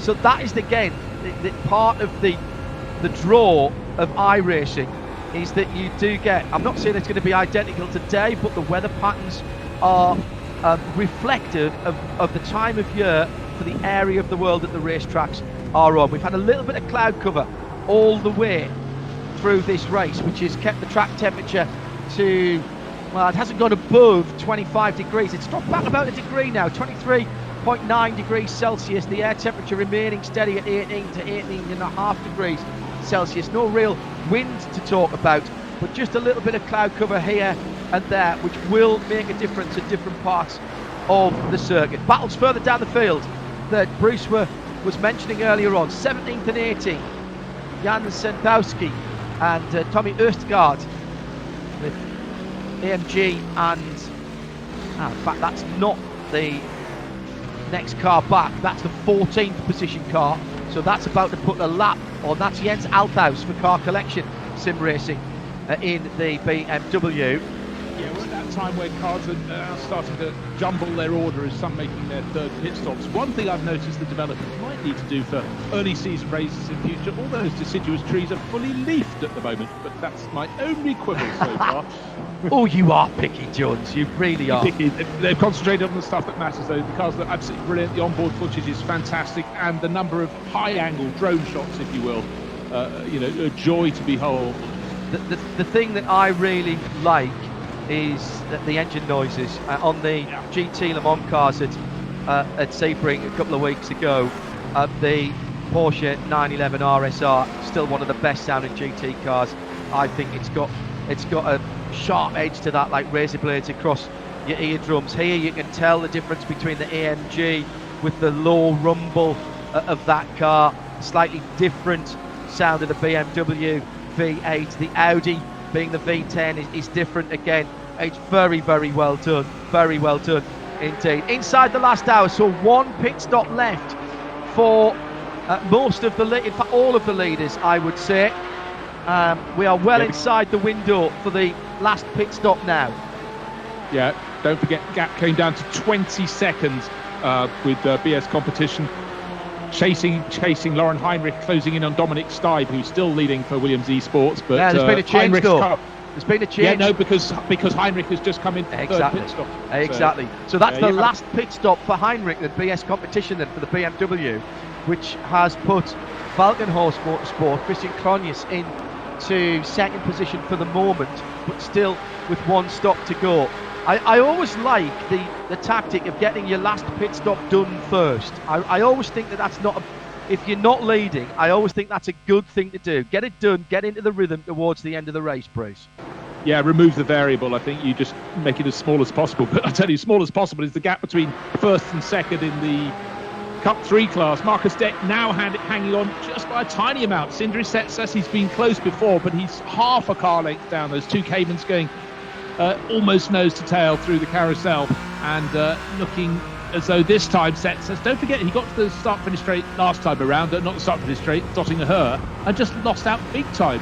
Didn't even get a toe at all, but now he's all but taking the 399 off the tail of that Porsche Cayman. This is the battle for the lead in Cup 3, 28th and 29th overall, but super close. And Baptiste Boudelier in the second of the core cars has dropped about half a dozen, maybe more seconds off their tail. Through Wipperman, heading down towards Brunchen now, and this is a really torturous part of the track. The right-hander over the top of the brow, got to keep the car at the right-hand side of the road, because the next left-hander comes up so quickly, and the camber doesn't help you from halfway through there. Now plunging down into Brunchen itself. You can use the paved area on the exit. Looks to me as though the 303 in second place. Well, we've seen Sindri Setsat's been here before. He's been here for a couple of laps now, so that's the better part of 20 minutes. He's been staring at the back of the 399 with the IMSA sticker right in the middle of the rear bumper. Oh, there's a mistake by both of them there. They both did very well indeed to hold their cars on the circuit as they came through the ice curve and through Flansgarden 1. Super quick through here, and you really just have to hang on and point the car to where you know the track is. You're looking over the top of the brows, you can't always see where the track is, but trust me, is what Chris Porritt said to me the first time he bravely sat in a car going round through the Nordschleife in an Aston Martin. He said, trust me, the track hasn't moved since the last time you were here, so if you point it at where you know it was last time, it's still going to be there. And how right he was. And they've got a Porsche Cup 2 car, one of the 911s, coming up behind them. Now this could put the cat amongst the pigeons, and that might be an opportunity to get a bit of a draft. Meantime, in second place, here's that battle. Valkenhorst and BS competition. The BS car just out of the pits. Valkenhorst coming to the end of their stint. Yeah, Lauren Heinrich trying to fight back in the black and white car that's tucked in behind the sister BMW, but Christian Cronje trying to do his everything. It says number 03 in his windscreen. It should say 02. He's clearly second overall, but he owes us a pit stop, as does the race-leading Williams. That was when they crossed the line. Audi. That was when they crossed the line. He would have still been in third. Yes, so entirely. Yeah, entirely so. So get on with it. Says the sign at the side of the circuit. Christian Cronje knows will he be coming in this time around. He has 17 laps on the board. So does the car behind. But Lauren Heinrich has served that third pit stop for BS competition, so should be good for second overall. And don't forget, he was catching the race leader as well. Well, the clock is counting down. It's just over, what we're talking, 37 minutes to go in this race. I don't think he's got time, but what a gig. And Bruce, exactly what Lauren Heinrich doesn't want, because he pitted early and he's trying to make up time. Now, having said that, Christian Cronje did that car's fastest lap of the race last time around, a 52.4, which was 0.3 quicker than the leader. But I think there's more time in the Heinrich car, and I think he must be feeling he's being held up at the moment. He will get the opportunity, I think, to go after the leader. I reckon the leader Steve come in this time around. He's fifth. He could go another couple of laps. What they might be gambling on here at Williams Esport is counting back from the end as the leader and basically going no tyres at the end. Remember, they did a 7 and then I think I said it was a 5, didn't I? It was 7 and 5. Well, they're on 5 at the moment, so we know they can do at least another couple of laps for the leader and then just do a splash and stand still for fewer seconds and less time, and possibly not put a new set of tyres on to run to the end, Bruce. I think that's the Williams Esports strategy here, and they're being helped by Valkenhorst really slowing up Heinrich in the BS competition car. Indeed they are. Lauren Heinrich, his best lap time, 7 minutes 49.1 seconds. His last one, 7 minutes 52.4. So you're talking 3.3 seconds slower. But don't forget, he's further into the stint on those tyres. They didn't change tyres at their pit stop. And they're going to be hoping, praying that the Valkenhorst BMW with Christian Cronje comes into the pits this time around. They want it out of the way. There's another car up ahead. Is this going to be an opportunity for one to fumble? I want to go on past. Cronje's right to the edge of the circuit. I think that might be the Get Speed car, one of the Get Speed cars that they're closing in on at the moment. Actually, if I could dare to take, there's damage on that car. It was an Audi, yeah, with big damage. So that car's been into the barriers. If I dare take my eyes off the one screen I'm looking at the moment, I could have zoomed in on my track map, but I thought It's I'm better trying to not do to. that now. No. I think I'm missing something. Oh dear. Down to Brunchen, and again, this area of the circuit almost impossible if you don't get help to get by. That was a big dab of the brakes by Christian Cronjes in second place, and Lauren Heinrich on newer tyres, albeit with a heavier fuel load, will be cursing his luck here as the leader is coming towards the end of the lap. So 1 minute and 15 seconds up the road, down to just under 0.3 of a second between these two. The gap just concertinaing in and out. 0.2 of a second now as they head through this insanely quick serpentine part of the track through the second part of Flansgarden. Is there a chance down the inside over the bridge before the second carousel? No, there is not. Stay out the gravel on the right hand side, now into the Kleiner carousel. Really much quicker than it looks, that corner, and both cars and both drivers taking every bit of speed they could now to the Gallows Head corner. Miss out the middle apex of that and then cut back to the right hand side. Got to get on the power nice and early, but you cannot run on the grass, and already the second place car of Christian Cronje starting to move around on the road. Looks like Lauren Heinrich, Bruce, is in the draft and just dragging gently back towards it. The question for me is the Valkenhurst car going to pit this lap? Well, he may have been passed already by the time they get there. He made a slight mistake at Schwalbenschwanz, and profiting ever since then has been Lauren Heinrich, and looked very easy in the end. But Cronjes hasn't quite backed out of it yet. Now he's going to have to. He's on the wrong side of the track. But again, it just showed how strong a toe you can get up through Dottinger, and very, very good from Lauren Heinrich. But don't forget, he's the quicker driver at this stage in the race. And will that BMW from the white, red and blue one dive into the pits? No, he's not. So it made it even more important that that overtaking manoeuvre was completed by Lauren Heinrich. Absolutely. Looking to see what the gap is down to the race leader. Don't forget, before the pit stops, well, of course, it's a lot at the moment. 1:16, but the car leading, Dominic Steib in the Williams eSports Audi, has got a pit stop to serve. I'm sure there won't be new tyres going on. If there are, it'd be a disaster. No, they had them last time. But he's going to need almost all of that advantage, because Heinrich, yes, he's lost time behind Christian Cronjes. He's now in front of Cronjes in the white, red and blue BMW. So Heinrich should be able to stretch away, but I think those last two laps were very, very expensive for him. It wasn't a bad lap by Heinrich. That was an out lap, which was 8:43, including the pit stop. But Cronjes did a 7:52. And the leader did a 7:50, so effectively Heinrich did a 7:52 as well, because he was tucked up the rear wing of that the other BMW for pretty much all of that lap. And I wonder if any chance has just disappeared. The Williams eSports team seems to have played the strategy beautifully. I wouldn't expect Dominic Steib to be taking tyres. He's on lap 6 of a stint that will probably come to an end at the end of this one, when he's completed lap 7 rather, he's on now. He's completed 6 laps, and I'd expect him to see him come in and then just have a, what are we talking about, 4 lap dash to the end of the race. Yeah, they had fresh tyres last time around in the pits for Williams eSports on their Audi, the 109 car, so I doubt they'll have them this time around. And I think he should come out with about a 20-second advantage over Lauren Heinrich, because Heinrich could have had a chance to cut into it, but he got stuck behind Christian Cronjes there. Did very well to get past, but I think that was an absolutely key moment for Williams eSports. And the driver in the virtual pits will be delighted. The driver who started that from pole position, Sami Matti-Trogan, who has been the star of the race. Yeah, let me just see. We're predicting 5 laps to go. 5 laps to go now. Let's do our timing screens here in the RSL broadcast booth. 32 minutes, call it nearly 33, so 5 more laps to go.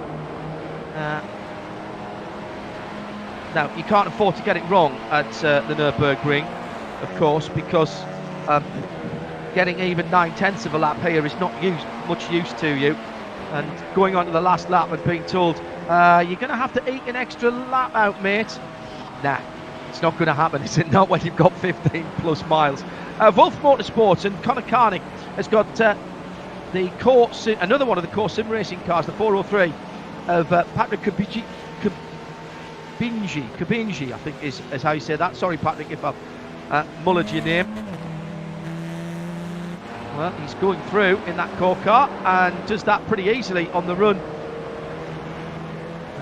Up to, is that coming into the final part of the circuit, is it? And onto the Dottinger-Hohe? Yes, I think it is, yeah. So that was the run coming up to Gallenkopf. So that was a change of position in TCR.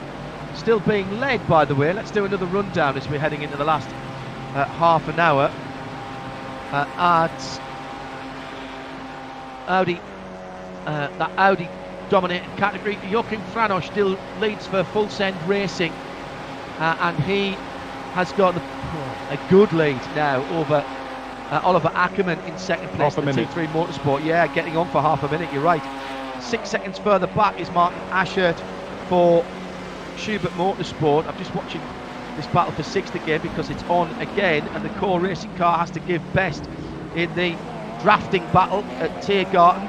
So that's Conor Carnick, who's gone back into sixth, but is he heading for the pits? He's gone to the right hand side. Are they both heading for the pits? No, they're just again trying to get a little bit of a draft, and the core motorsport car is there. He couldn't see it for a moment, dives out the driver's left, tries to go the long way around, little kink to the left hand side before you come into turn one proper. He's got position down there. That is a classic overtaking manoeuvre as he tries to do the over and under, but that was seen by Carnick, nicely done, and blocked it out. But still the core car goes through as they head into the AMG arena. So that's your top runners in Audi RS3 LMS, the TCR class. In Porsche 718, Marcus Dex from Sindre Setsas, they're still having their battle. There's 6 seconds between them though, as Marcus Dex seems to have found a way to pull away after Sindre Setsas was sitting on his exhaust pipes for 2 or 3 laps there in the Core Sim Racing 2 machine. That's the 303. Teammate Carly Jansen is another 13.5 seconds back in fourth position from Lucas Müller in Ad Hoc Gaming car, who's actually right there. That's a battle for the last place on the podium in the Porsche 17 class. The Porsche 718 class. Robert Klotz for Asher Racing by 17 seconds over the Sim RC Cup 2. Simon Grossman in the 276. His team, no, it's not his teammate, it's a Sim Racing Academy car, is next up from Mario Juric in the 291. That's in the Porsche Cup class for 911 Cup cars. And at the head of the field, Dominic Staub has still got more than a minute and 15 seconds, but owes us his final pit stop. Lauren Heinrich, desperate to see what his next lap time is, Bruce, to see if he's been able to pull away from Christian Cronus. He's taken 3 seconds out of Cronus in the Valkenhurst car, who still owes us a pit stop as well. I'm looking to see who might benefit from this. Jack Sedgwick, you know, for the HTP Winwood car down in 6th. He might not get on the podium, but he's not going to be far off, is he? Well, he's going to have to watch, because his challenge is coming from the car behind the Marla Racing Audi. Alex Serrano, don't forget, that started outside of the front row. That took 5 seconds out of him last time around. So Jack Sedgwick in the HTP Motorsport Mercedes is on borrowed time. But in terms of who's made a third and final pit stop, he is the second best placed of the cars that's done that. Don't expect that'll mean he'll get ahead of the Williams eSports Audi. He won't, barring disasters. And that has now come into the pit to make its final stop. Right. So Dominic Staub should stay in until the end of the race, according to our little notes. Yes, agreed. Yes, agreed.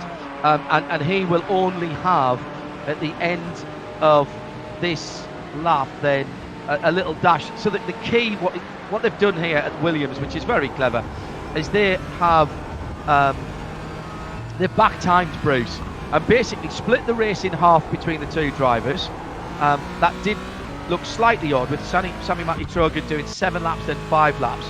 Now Dominic has done 7 laps and he will have, I think, 5 or 4 laps to go. It just depends when he crosses the line and how much he can work that out, but they're going to put enough fuel in to get him for that extra lap should it be required, and he should get out, shouldn't he? He's out of the pits now, and I don't think Heinrich's come through, has he? No, he hasn't. Lauren Heinrich hasn't come through. So long as they've fueled that car with enough in it to get either 4 or 5 laps, depending on when he starts his last lap. It should be 20 seconds his advantage or thereabouts. Okay. Just waiting to be confirmed with it. typically won't be confirmed because, of course, it's a different point at which you cross. 25 seconds. Okay. That was 23. 22. Ah, right. Yep. Okay. It's going to be, because he's still getting up to speed, and Heinrich, of course, is coming through. So let's call it 22.5 seconds. Now is what it's settled down at. So certainly hasn't lost anything. And you've got to say, BS Competition must be ruining getting stuck behind their, not team car, but another BMW, Christian Cronjes for Valkenhorst. Didn't help them out at all, but he's now had to come into the pits, and it'll be Jody Fannin that will take that car to the end. And the question will be is how far up can the Race Union car? Well, no, they've got to stop, so is Phoenix. So it's going to be Jack Sedgwick in the top 10 who's going to be the big winner here, as some of the cars ahead surely have to do pit stops. Yeah, I think the big question is who is going to get that final position on the podium. Will it be Walkenhorst, number 35 BMW? Let us see. But now almost all of the front runners, bar the Phoenix Racing Esport green Audi that Kevin Folk. Now, as I say, he hasn't made his pit stop. Yes, he has. He's come in to take that third and final pit stop. Well, that was Richard Westbrook who started the Phoenix car. Then Rockenfeller did a stint. So it was 7-6-5 for Kevin Volk. Now, what I haven't got is who takes that car to the end. And will it be Kevin Volk who stays in it? Or will that be changed? I think the only other person who can go there after Jack Sedgwick is Alex Arena. Should be able to go as well, because he stopped a couple of laps ago, so he should be able to go to the end as well. So the question now is last lap for Dominic Stein, by the way, including his pit stop, a 7:54. That's extra. That's because he's beyond the start line, so his next lap will show the pit stop on it as well. And that car still, of course, has the best lap of the race, 7:47.8. So if you're at home and you are a hobbyist, which none of these people are on the Nordschleife, 7:47.8 in race conditions is what we had earlier on for that 109 car. Yeah, that was set very early in the race, and of course at that point the driver at the wheel of the 109 William Esports Audi, that Sami Matti-Trogen, was on his own. He was putting out 3 seconds a lap on anybody else. He set that before he started getting into lapping the cars from the 3 junior classes, the Cup 2 Porsches, the Cup 3 Porsches and the TCR Audis, but he was doing fast lap after fast lap after fast lap. Remarkably good drive. So whether you're... Go ahead, Bruce. No, go. There's lots of traffic there. Marvin Otterback has got plenty of company. He's got the BMW that Christian Cronjes had right on his nose, and that's weaving around all over the place, trying to get some grip as they get past one of the TCR Audis. But you've got to find your gap. There wasn't a gap there. So that's Jody Fannin in third position in the number 35 Valkenhorst car now. He's just out of the pits, and he's trying in the Total car to go around the... Is that the 466? Yes, it is. And that is the Scuderia Augustenberg Brühl car with, I think that should be no dirt at the end of the race in that car. But that was an interesting moment for Jody Fannin, who has just taken over third position. Marvin Otterback not able there to capitalise in the Race Union SP9 car. No, he shouldn't in terms of normal pace. Jody Fannin ought to be quicker, and he's certainly right on it as soon as he's taken over the car. I heard at the start of the show that he does 6 to 8 hours on a sim on a regular day. So he races on this circuit in real life and practices the heck out of it whenever he can, and clearly that's looking very good in third place. Now, keeping an eye on what Lauren Heinrich is doing lap time-wise. He's not really gaining. He was 22 and a bit seconds behind the race leader Dominic Steib, and remains that far behind. So, and not making the splash he had to.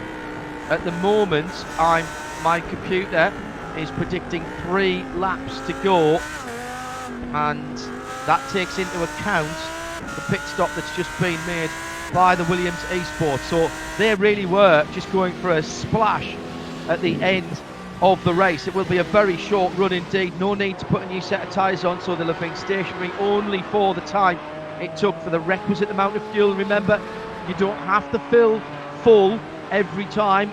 They will have selected how much fuel and therefore how long they were stationary.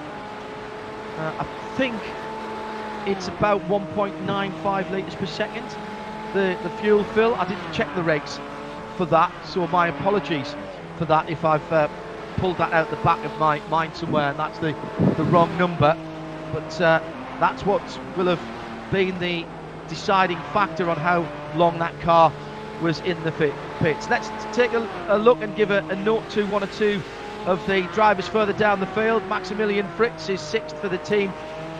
Huizingveld 301 car in their Porsche GT4. Philipp Hagnau for Zorg Rennsport in 7th. Elegant isolation. Then the WSE Motorsport, Kevin Rembart just heading out the Kleiner Carousel. Meantime, at the front of that class, Marcus Deck and Sindre Satsas, who give us, Bruce, just a stunning 2 or 3 laps a little while ago. Still first and second, but at the moment, the bright orange Sim Racing Channel Black 399 car seems to have won that battle. It does. He's opened out half a dozen seconds advantage, whereas before it was tenths of a second. But bouncing over the curb through Tiergarten at the very end of the lap, Marcus Deck is surely heading for victory in the Cup 3 racing class. I can't believe you've just said that. I like to say things like that. It's great fun. Oh, dear me.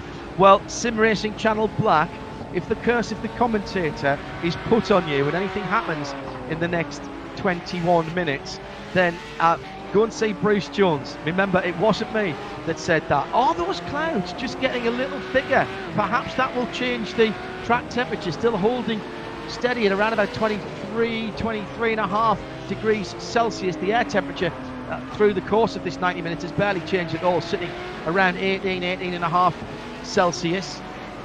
Cup 2, the Porsche class, led by Simon Grossman for Sim RC, and they've had a cracking run. Asher Racing in second, they've been there or thereabouts, and so has Sim Racing Academy, Mario Jury. Has Mario driven all of that race? All of the race himself? You can, but you have got to notify the organisers that you're not doing a change. Yeah, he has. He was. So Mario Jury has done the whole race himself. Martin Asher's done half of the race. Robert took over from him in the second place car. Claudius Veed did the first 2 stints, 14 laps, and Simon he's the only one doing the whole race. Wow. That doesn't like to share. Impressive. Well, that is the beauty. I suppose you can do that. Full Send Racing, they've had a good run in the 485. That sort of matte black and highlighter pen green Audi colour scheme, and it's Joachim at the wheel of that. But what a race it's been for that team. They've pulled out a decent read. Steen Ledger, who started that, and they split that race pretty much down the middle. But the battle for the 3rd place of the overall podium is still going on, Bruce. We said that was getting a bit tasty, and it certainly is now. 3-way battle. So Jack Sedgwick having to be very... Oh, got a BMW off the side of the circuit there, rejoining. Was that Jody Fannin? Yes, just it going was. To the side? Yes, it was. So he's suddenly shuffled down the order. In fact, he's probably lost about 3 positions with that. He was running 3rd under pressure from Jack Sedgwick, but Sedgwick up to 3rd. Marvin Otterbach, the race union Audi, up to 4th, and Alex Arana up to 5th. He's had a long old double stint, and he's coming towards the end, but he's gained position, and Fannin there was at the front of the group, and now he's back 3 positions to 6th overall. Otterbach surely needs to give us another stop. Otterbach is now on his... I'm looking down the field, so... 19th lap. He's on his 20th lap, 19 on the board, and he's only done 2 pit stops, that car. Yeah, so 6 laps on the stint. It'll be 7 this time around. He might get 1 more. I can't see him getting another 3 laps, which is what you're going to have to do from here, depending on when the leader crosses the line. So a little mistake there by Jody Fannin costs him a place on the podium. He'll get one of those back, as Otterbach does indeed peel off into the pit lane. Sedgwick then, as I suggested they might, HTP Winward played the long game, did their last pit stop first. I fancy, that they were watching that carefully, Bruce, and HTP Winward with Christian Hohenadel running the real world team, and Bryson Russell Ward involved now. That's the Winward side of it. And, Christian running the team out in Alpdietz in Germany. I fancy they got Jack Sedgwick out into a bit of clean air after that last pit stop, and he was able to put some quick laps in because he has made up time. All right, I said he wasn't going to challenge for the lead, but at the moment he is on with a chance at least of a podium, sits in third, with Arana sitting in behind him.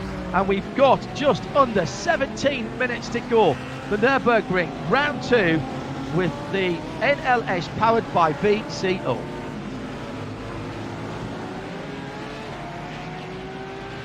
So a clever bit of strategy, I reckon, there. Alles begann mit 2 Freunden und einer Vision. Unsere Initialen stehen für Qualität und Fortschritt. Wir schaffen den Technologietransfer von der Rennstrecke auf die Straße. Wir fertigen Gewindefahrwerke, Sportfedersätze, Stabilisatoren, Distanzscheiben und Gewindefedern zu 100% in Deutschland. Wir arbeiten mit Herzblut und Hingabe für diesen einen Moment. Wir sind Motorsport. Wir sind H&R.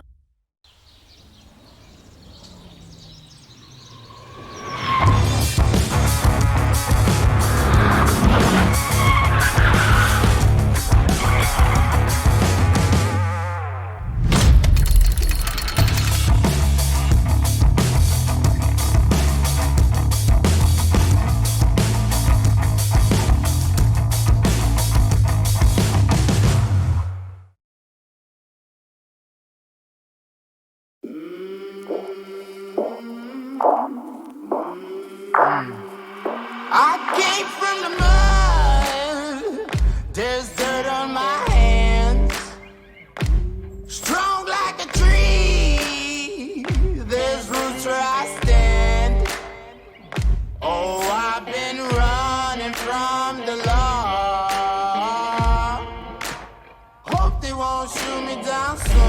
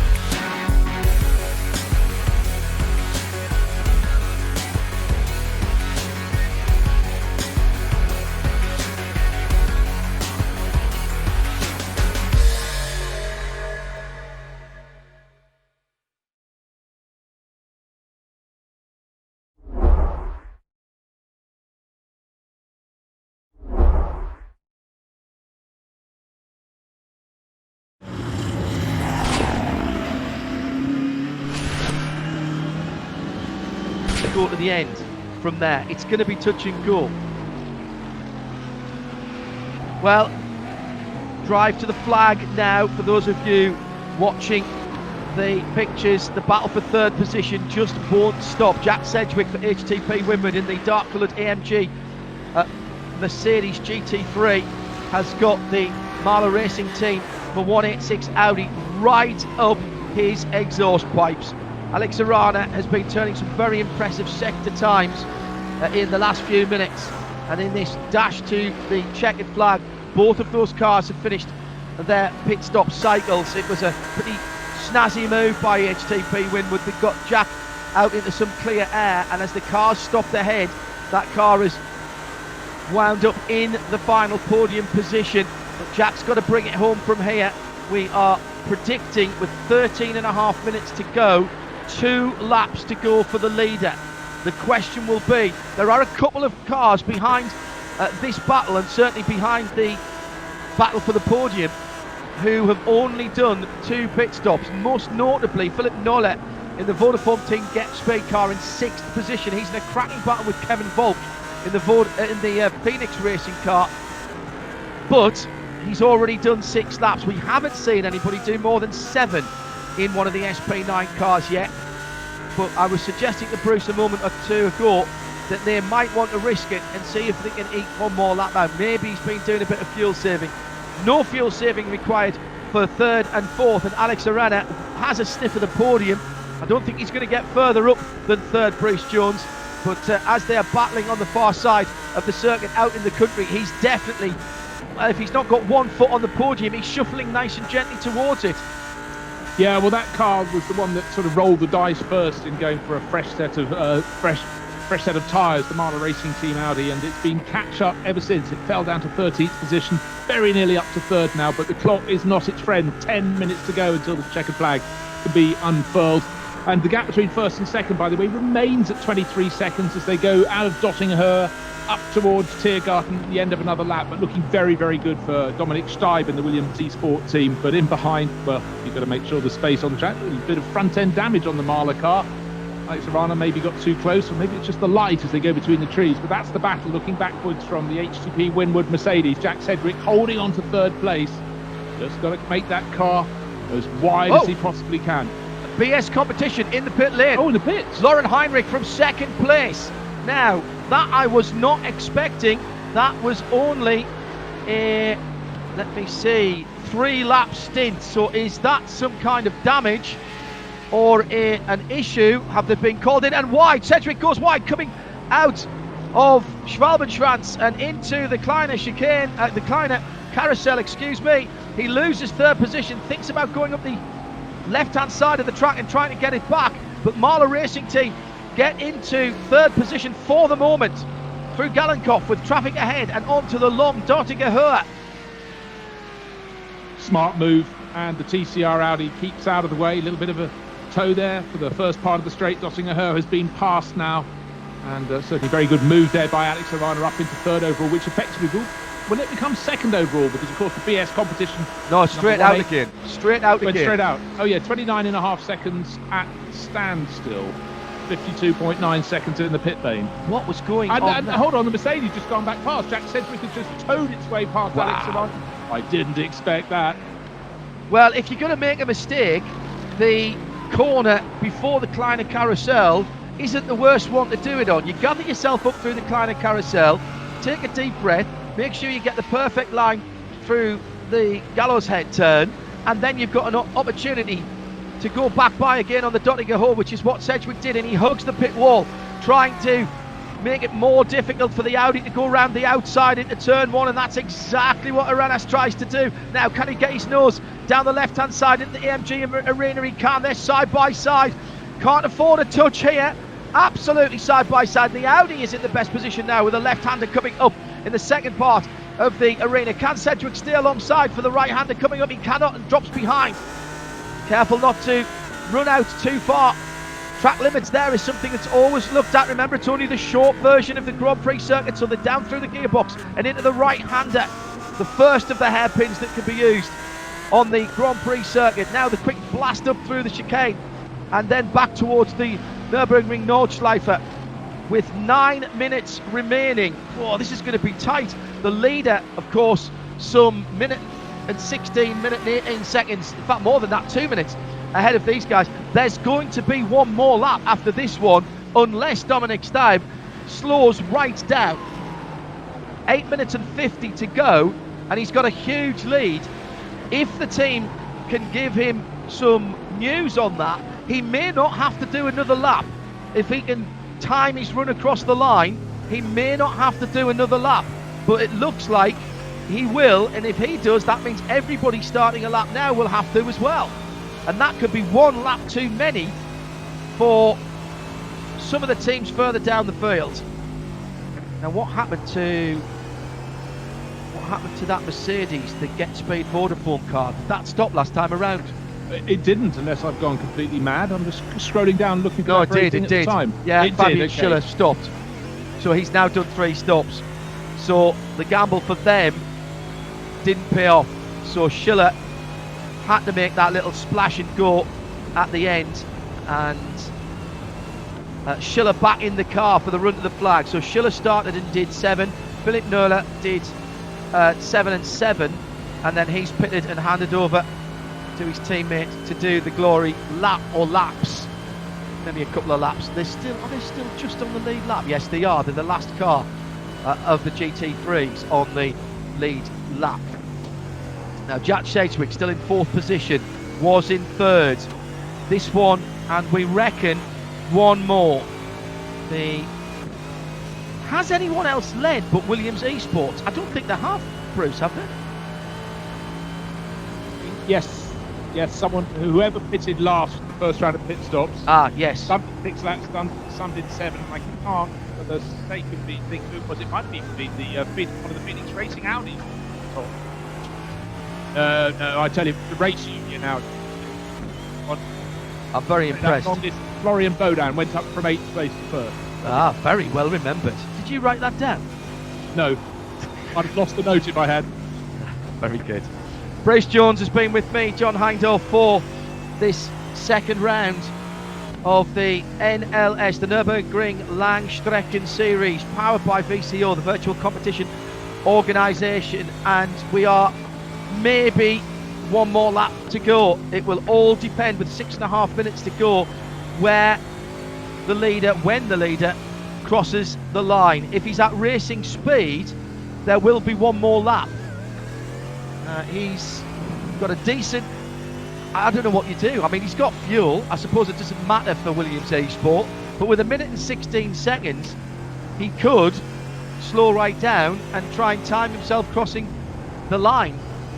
Lauren Heinrich in second for BS competition, slightly perhaps ruining, getting caught up behind Valkenhorst Motorsport for a lap when they came out. That was their first lap out of the pits, wasn't it, when they really had rolled the dice to try and get the performance advantage running into the last few laps, and it was negated by being behind the Valkenhorst car whilst they were at the end of their stint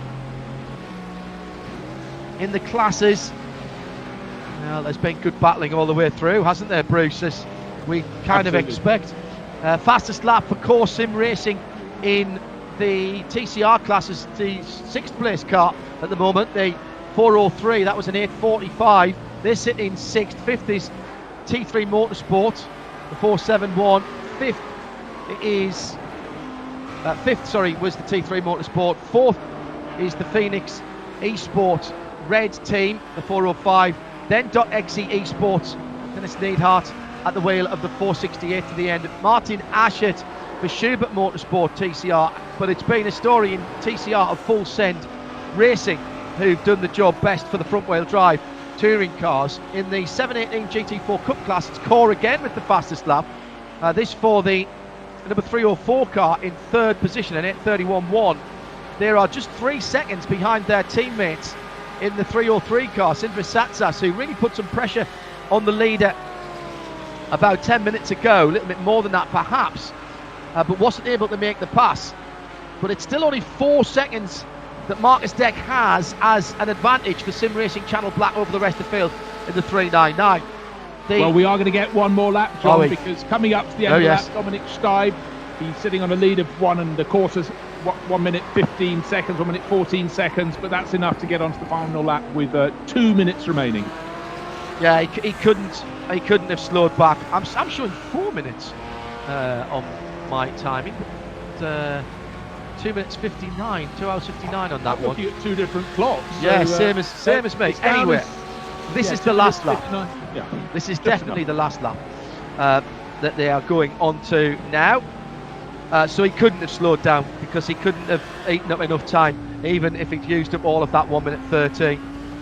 So Porsche 911 Cup then, it's been a decent battle as well, but Asher Racing have been very impressive, and they'll finish just outside of the top 10 overall, with Robert Klotz bringing the 227 car home ahead by 18 seconds at the moment of the Sim RC Cup 2 team. Simon Grossman at the wheel of the 276 for the run to the checkered flag, and Mario Yuri has driven solo for Sim Racing Academy Red in the 291. Fabulous Ironman stint there from Mario. And at the top of the field, Dominic Steib took over the Williams eSport car from his teammate who qualified on pole position, Sami Matti Trogen. They've barely been headed, only in the pit stop cycle, as Bruce said. Their lead a comfortable minute and 12 seconds. That would be comfortable anywhere. You know, I've just said that and I've realised that would be comfortable anywhere except the Nürburgring Nordschleife. Still back markers, still battles to have to pass, and that is where the decision making has to be absolutely spot on. Lauren Heinrich for BS competition will bring the number 189 car home at the moment in second place, and has a 31.5 second race to Alex Arana for Marl Racing Team but they've still got a battle with Jack Sedgwick refusing to give up. He's dropped back a couple of seconds, but still has an eye on the podium. Top 6 made up by Kevin Volk for Phoenix Racing and their team car with Dan Longridge behind the wheel of the 14 and 5 respectively. That's your top 6 at the moment. What an interesting race, and the strategy, I've got to say, for the Williams team, when Sammy Matty came in after just 5 laps in the middle of the race, I wondered if they'd got that right, Bruce. They've not just got it right, they've got it very right indeed. Well, by the time he came in after the end of that shortened second stint, they already had such a comfortable advantage of over 20 seconds. That was something none of the other teams got to enjoy through the course of this race. They were sitting on a very, very useful cushion. But also, as Dominic Steib is on their books as one of their esports drivers, they know exactly what he can do. It's not like there's a great big performance drop-off.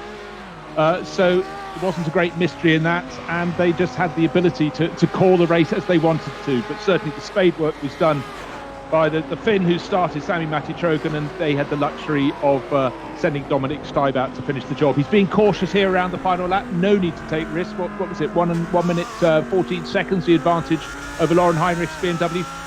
He's got to bring it home from here. I know you don't like me saying that, but that's all he's got to do. I'm still pointing the finger, the real finger as well as the virtual finger, at Bruce Jones if anything goes wrong. If this has been your first foray into watching, spectating on sim racing, we hope that you've been converted, or at least we'll give it another shot in a couple of weeks' time when round 3 comes once again from the Nürburgring Nordschleife, the Nürburgring Langstreckenrennen series, absolutely mirroring the real world series. All of the races through the year running on the Nürburgring Nordschleife, with the shorter version of the Grand Prix circuit tacked onto it for a tad over 24 kilometres or 15 and a bit miles. The screaming 4-cylinder Audi is what you can hear in the background of our leader. The screaming 10-cylinder Audi is what you can hear in the background from our leader Dominic Steib through the bridge at Adenauer, now heading up towards the right-hander at Bergwerk. He'll take that left-hander first, a little kink that seems nothing when you look at it in the track map, but really needs to be driven. Now through Bergwerk, down through the gearbox, rolls the car through there, not even using the exit curbs now.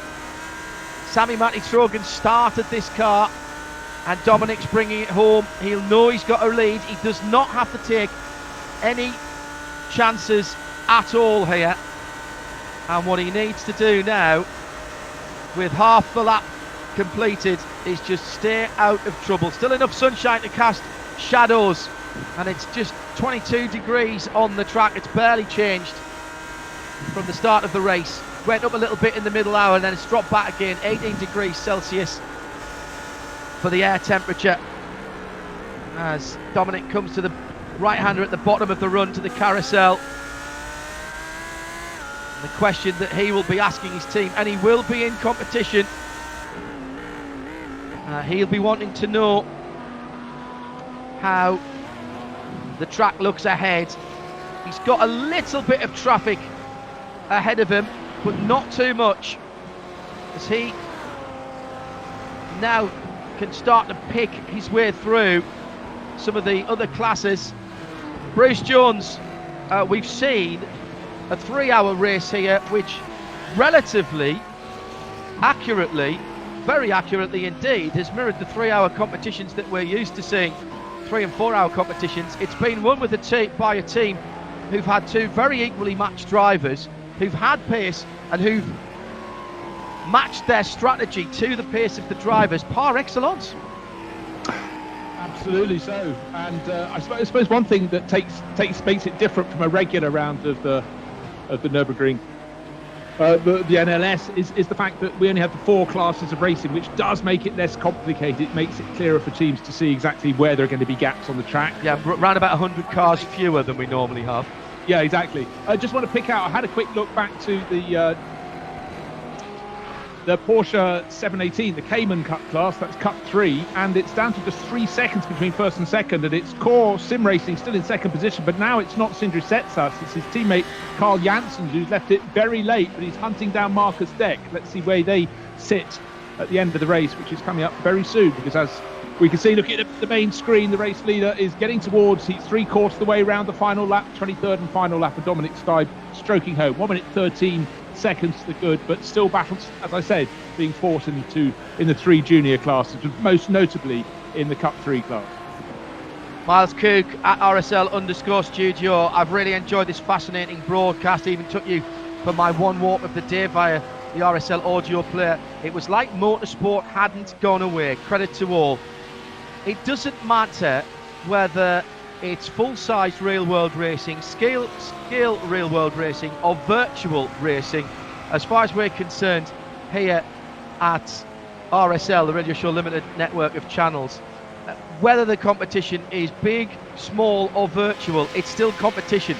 The racing is still real on whatever platform we find ourselves, and hopefully we've managed to convey that. The skill levels of these drivers is off the scale, and it's been an almost perfect run, pole position, and then pretty much every lap, at the end of the lap, they've been leading. They have not been challenged, and Williams Team Esports come through, weaving side to side. Dominic Staub finishes off the work that his teammate and pole sitter put in earlier on. Sami Matti Trogan and Dominic Staub for Williams Esports wins round 2 of the NLS series, powered by VCO, and even some donuts at the end of the race. Let's take some final thoughts from Bruce Jones. What an enjoyable way to spend 3 hours. I really, really admire not only the way this virtual racing has been developed and the accuracy of the cars and the images, but also the way they were raced. Really clean, thoroughly enjoyable, and real racing has gone away for a while, and I think this is a very, very good stand-in.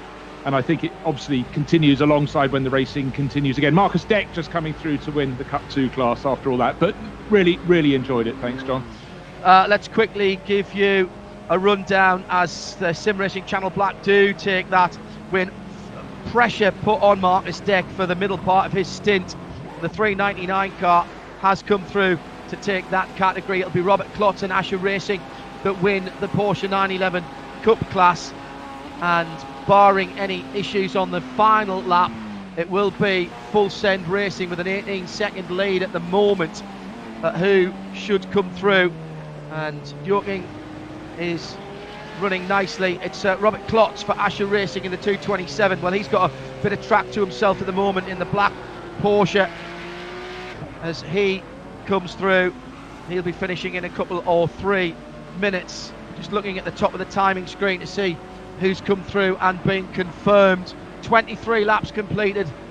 BS competition finished 1 minute and 12 behind the leaders. Took 3 seconds out the leader on the last lap, but really didn't have the pace today.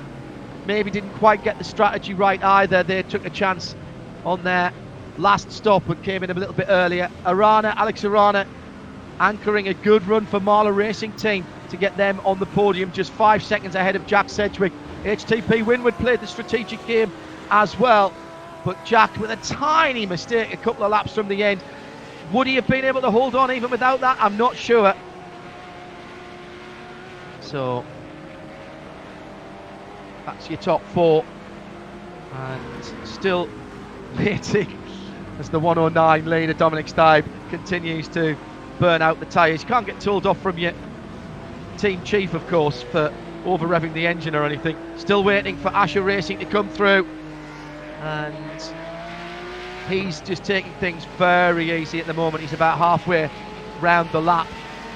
I'm also keeping an eye on the TCR category as well. The glorious sound of a flat 6 of Robert Klotz and Asher Racing, who will take the Porsche Cup class.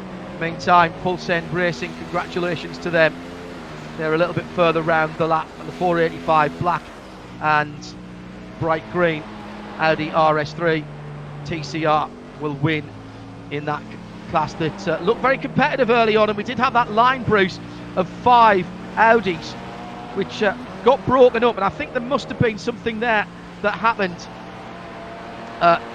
towards the end of the race, because we lost a couple of those front runners.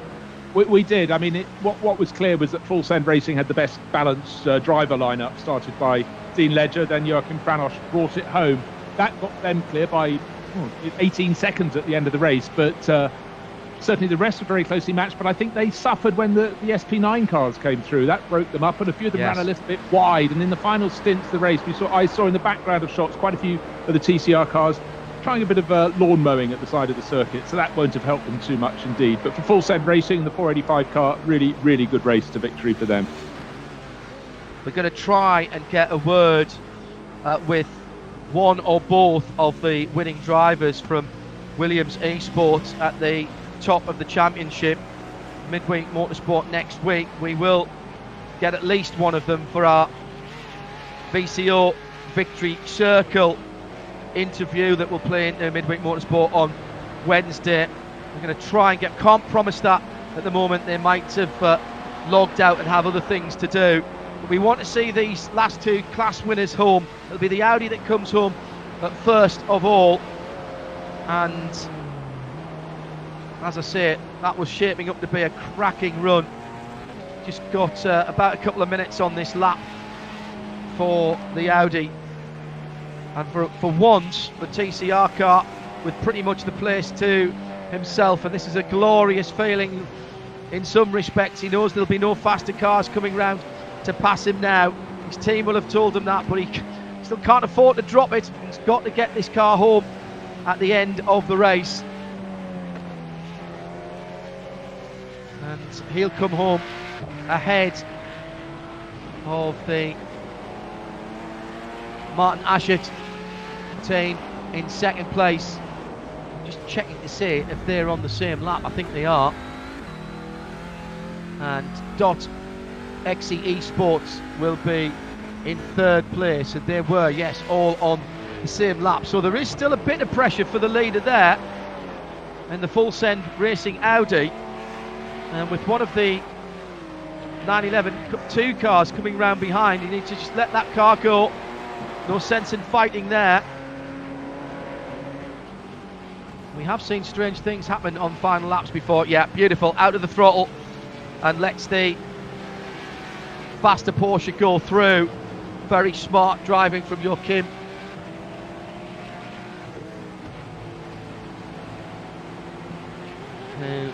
Yeah, and the car that just passed him, 271, that's the T3 Motorsport car, isn't fighting for position, so neither of those drivers needed to take a risk. And Philip Maishine going around the outside, but yeah, very sensible indeed from the TCR racer there. Just bring it home.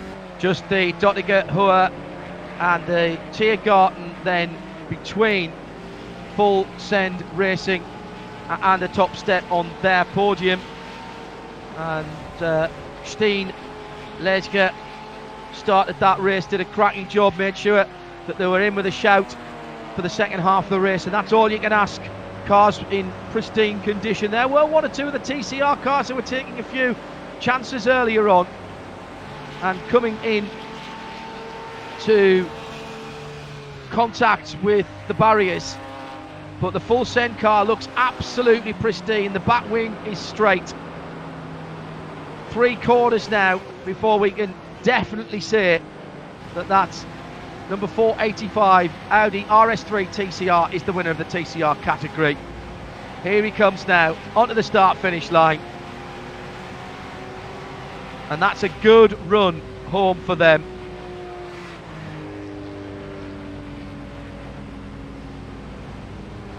Second place will be the Schubert Motorsport Martin Ashett car, then the .XE Esports. They've just gone through now, and we wait for the Porsches and their winners to come through. We've had the Cayman through, and there's the 227, the Asher Racing car.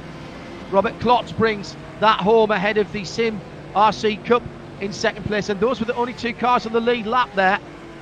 The Sim RC Cup car coming through just a few seconds behind Asher Racing, AR on the side of there, and the 227 then wins that class for the Porsche cars. Let's take a quick look at the final results and remind you of what happened at the sharp end of things, with Williams Esport winning by over a minute at the end from BS Competition, the sole BMW, the BMW meet in the Audi Bread, Marla in third position. HTP, the first of the Mercedes-Benz, Jack Sedgwick trying to hold on to third position in the end after some nice strategy. And then a bevy of Audis from Phoenix Race Union and the second Phoenix car before the Mercedes and the other champs coming through at the end of the top 10.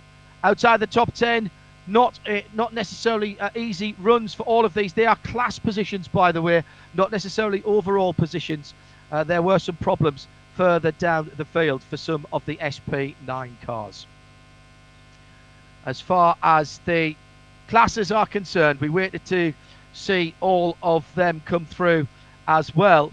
And the leading Porsche coming through in 11th position overall by just 15 seconds at the end from the Sim RC and then the Sim Racing Academy, with Mario Uri, remember, running on his own for the whole of that race. At least that was what the timing said. Pro Dyno Racing were up there at one stage but couldn't make the podium ahead of H2 Performance in the top 6 made up by Rev Match Esports. The Cayman GT4 class, well, that was a good battle as well, wasn't it? At times we had 3 and 4 of those cars tracking each other around the circuit, and eventually in Cup 3 that was won by Sim Racing Channel back Marcus Deck pulling out to, and there was a change at the end. The second core racing team lost second position. Carly Jansen gets ahead of Sindra Satsa, so the two core cars switching round on the last lap ahead of Ad Hoc Gaming there on the fourth place, just off the podium. And the TCR results we have already given you, just to confirm. That's the TCRs.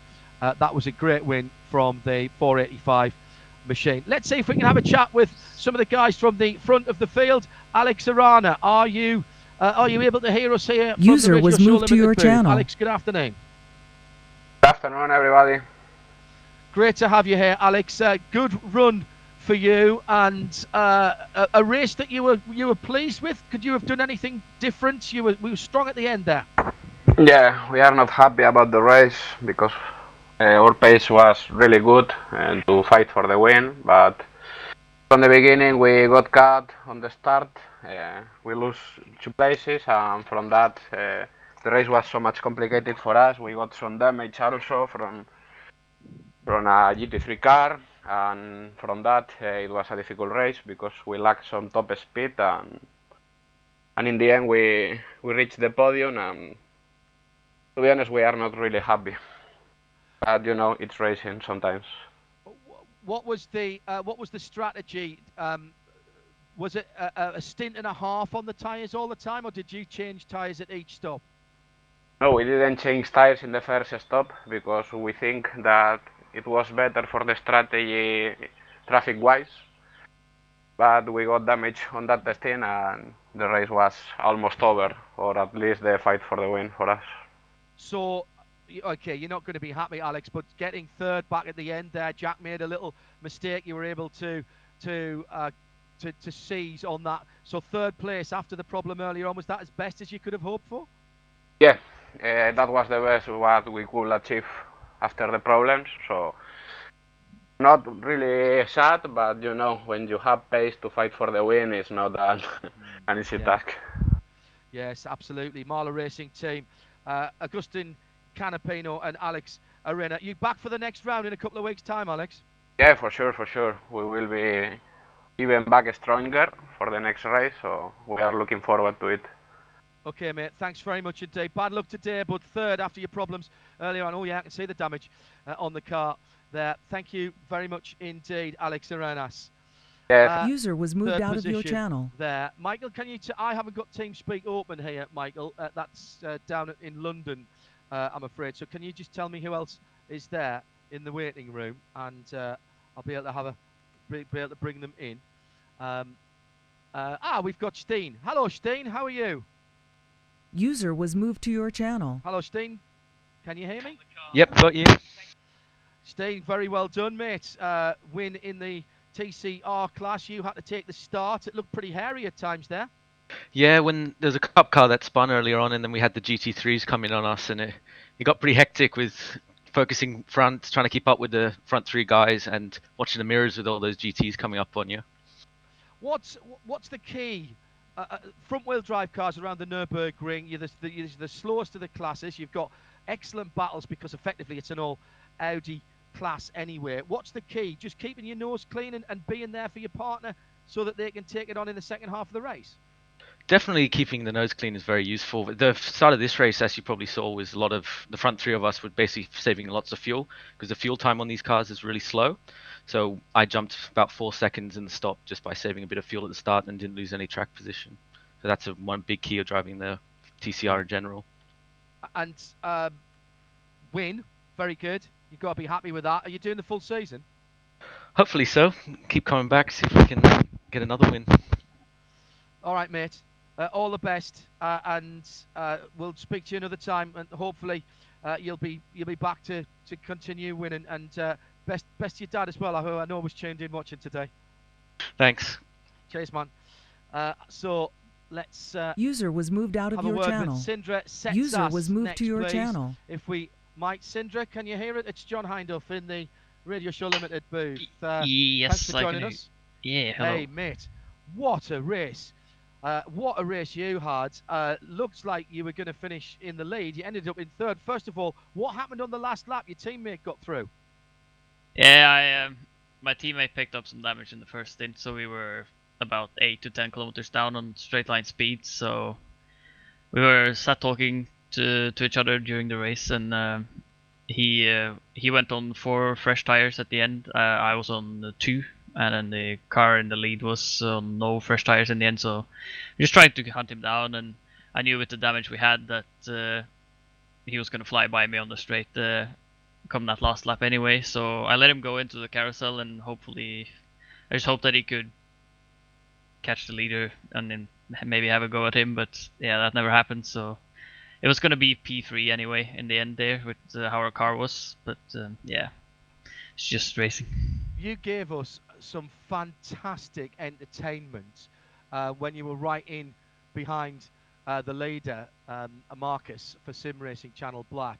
I think you must have followed him about an inch off his bumper, it seemed, for about 3 laps. You must know every single decal on the back of that car. I think he's got an IMSA sticker right in the middle of the rear bumper, I noticed on that. You must be sick of the sight of that by now, are you? Yeah, I did manage to pass it though, so that was good. But yeah, it's actually so similar to the battle I had here in VLN 9 last year, and yeah, it's just crazy racing to be able to have that much fun. It's good. Best to you and the rest of the team. You're coming back in a couple of weeks' time? Definitely. All right, mate. Have a good one. Thanks for entertaining us. Yeah, thanks. Let's say hello. User was moved out of your channel. User was moved to your joining channel. us. Philippe, can you hear us here in the radio show booth? Hello, gentlemen, loud and clear. Excellent, Philippe. How you doing, man? That was fun, wasn't it?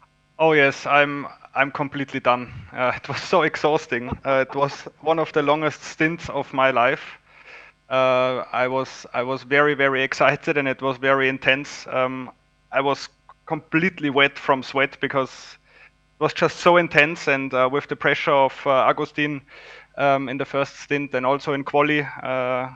But it was super cool. And I also watched the stream. It was super cool to watch and listen to you guys. So thanks for covering it.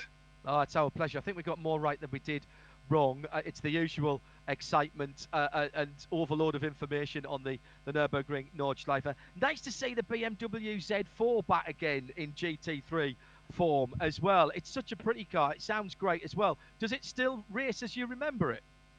Well, I joined BMW in 2016 when they introduced the M6. Yes, unfortunately I missed it. I only drove it once during a rollout last year, and I really asked for the rollout if I can do it because it's such an amazing car, and I always followed it even when I was not the BMW driver before 2016. So at least I can race it in the virtual world. Yes, indeed. It looks a well-balanced car actually, and you guys. Did it spoil your strategy when you got stuck behind the other BMW on your outlap at the end there? No, not too much, because we had enough margin to the back to P3, and well, it was not very realistic that we could make up a lot of time to P1, so it didn't really compromise our race at all. So no problem. Good to have you on, mate. Pleased you enjoyed it, and we'll see you for the next one in a couple of weeks' time. I hope so. Thanks for listening to what I just said, and hope to see you again in real life very soon. Yeah, it'd be nice. Be nice when that happens. This will do till then, though. Philip Eng, thanks for joining us, mate. Thank you. User was moved out of your channel. Let's go back to the Cup 3. User was moved to your channel. Racing. That was a position gained on the last lap from their teammates, as we've just heard from Sindre Setsas.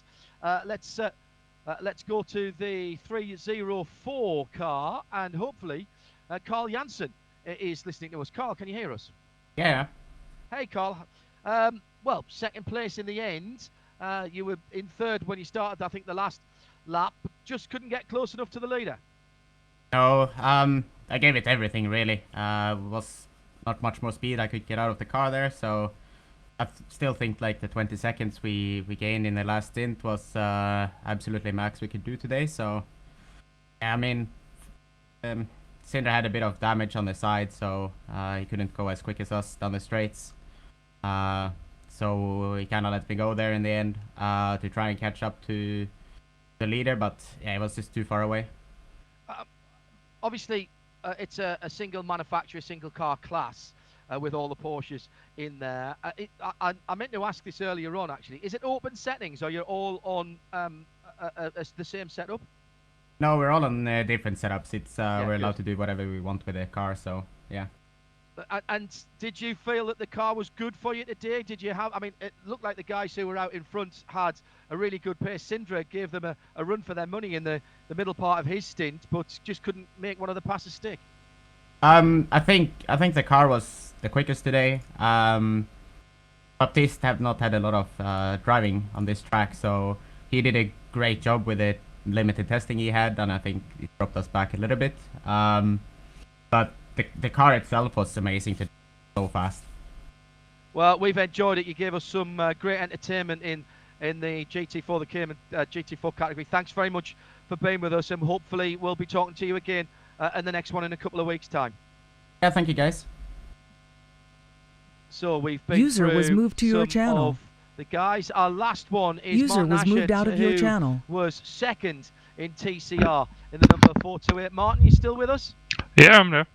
Hey, Martin, good to have you. Yeah, thanks. Had a really good battle in the Audi TCR class, as it is with all the RS3s there. The guys at the head of the field didn't have it all their own way, and at one stage I think there was 5 cars line astern. That was a fantastic battle. Did you enjoy it? Yeah, that was a good battle. I mean, in the beginning we were not there. We kind of messed up Quali, so we were driving kind of in the back, and after that we tried to maintain the pace, and we catched up to the whole group. And some stuff happened. I don't know. I think some crashes happened, and we moved up nicely into the field with some good last stints from me. It all started to happen when the leaders were coming through, and I'm not even sure what happened, but we lost a couple and things got spread out a little bit. What was the tyre strategy for the TCR cars? Do you have to change all the tyres at every stop, or can you manage to get a couple of stints out of them? We actually only do fronts on the whole race, so we drive with the rears for the complete race. We only did the one set of rear tires, so two tires on the front every time, and then fueling up, and then we go again. I like it. I like that. Well, as Martin Haven, a good friend of ours, and sometimes speak particularly on the Nürburgring, always says, and he knows all about touring cars. He says the rear tyres on a front-wheel drive touring car are just there to stop the exhaust from scraping on the ground. Yeah. I think it's a bit more than that, actually. Just the 4 classes in the NLS powered by VCO this year. You are the slowest of the classes. Does that make the concentration levels even higher because you've got some of the quicker classes coming through from about halfway through the race? Yeah, it's a challenge. We always make sure we have a good spotter ahead, and give a lot of information. Fabio and me, we exchange a lot of information during the race, especially when the GT3s are coming in. The speed difference is high, so does some strategy management during the race, and that's cool. Makes it interesting. That's what I like about the slower class, at least. So. Well done, and hopefully you can go one better in the next one. Thank you, Martin. Yeah. Good to have you on, mate. Have a good weekend. Yo, same. Thanks.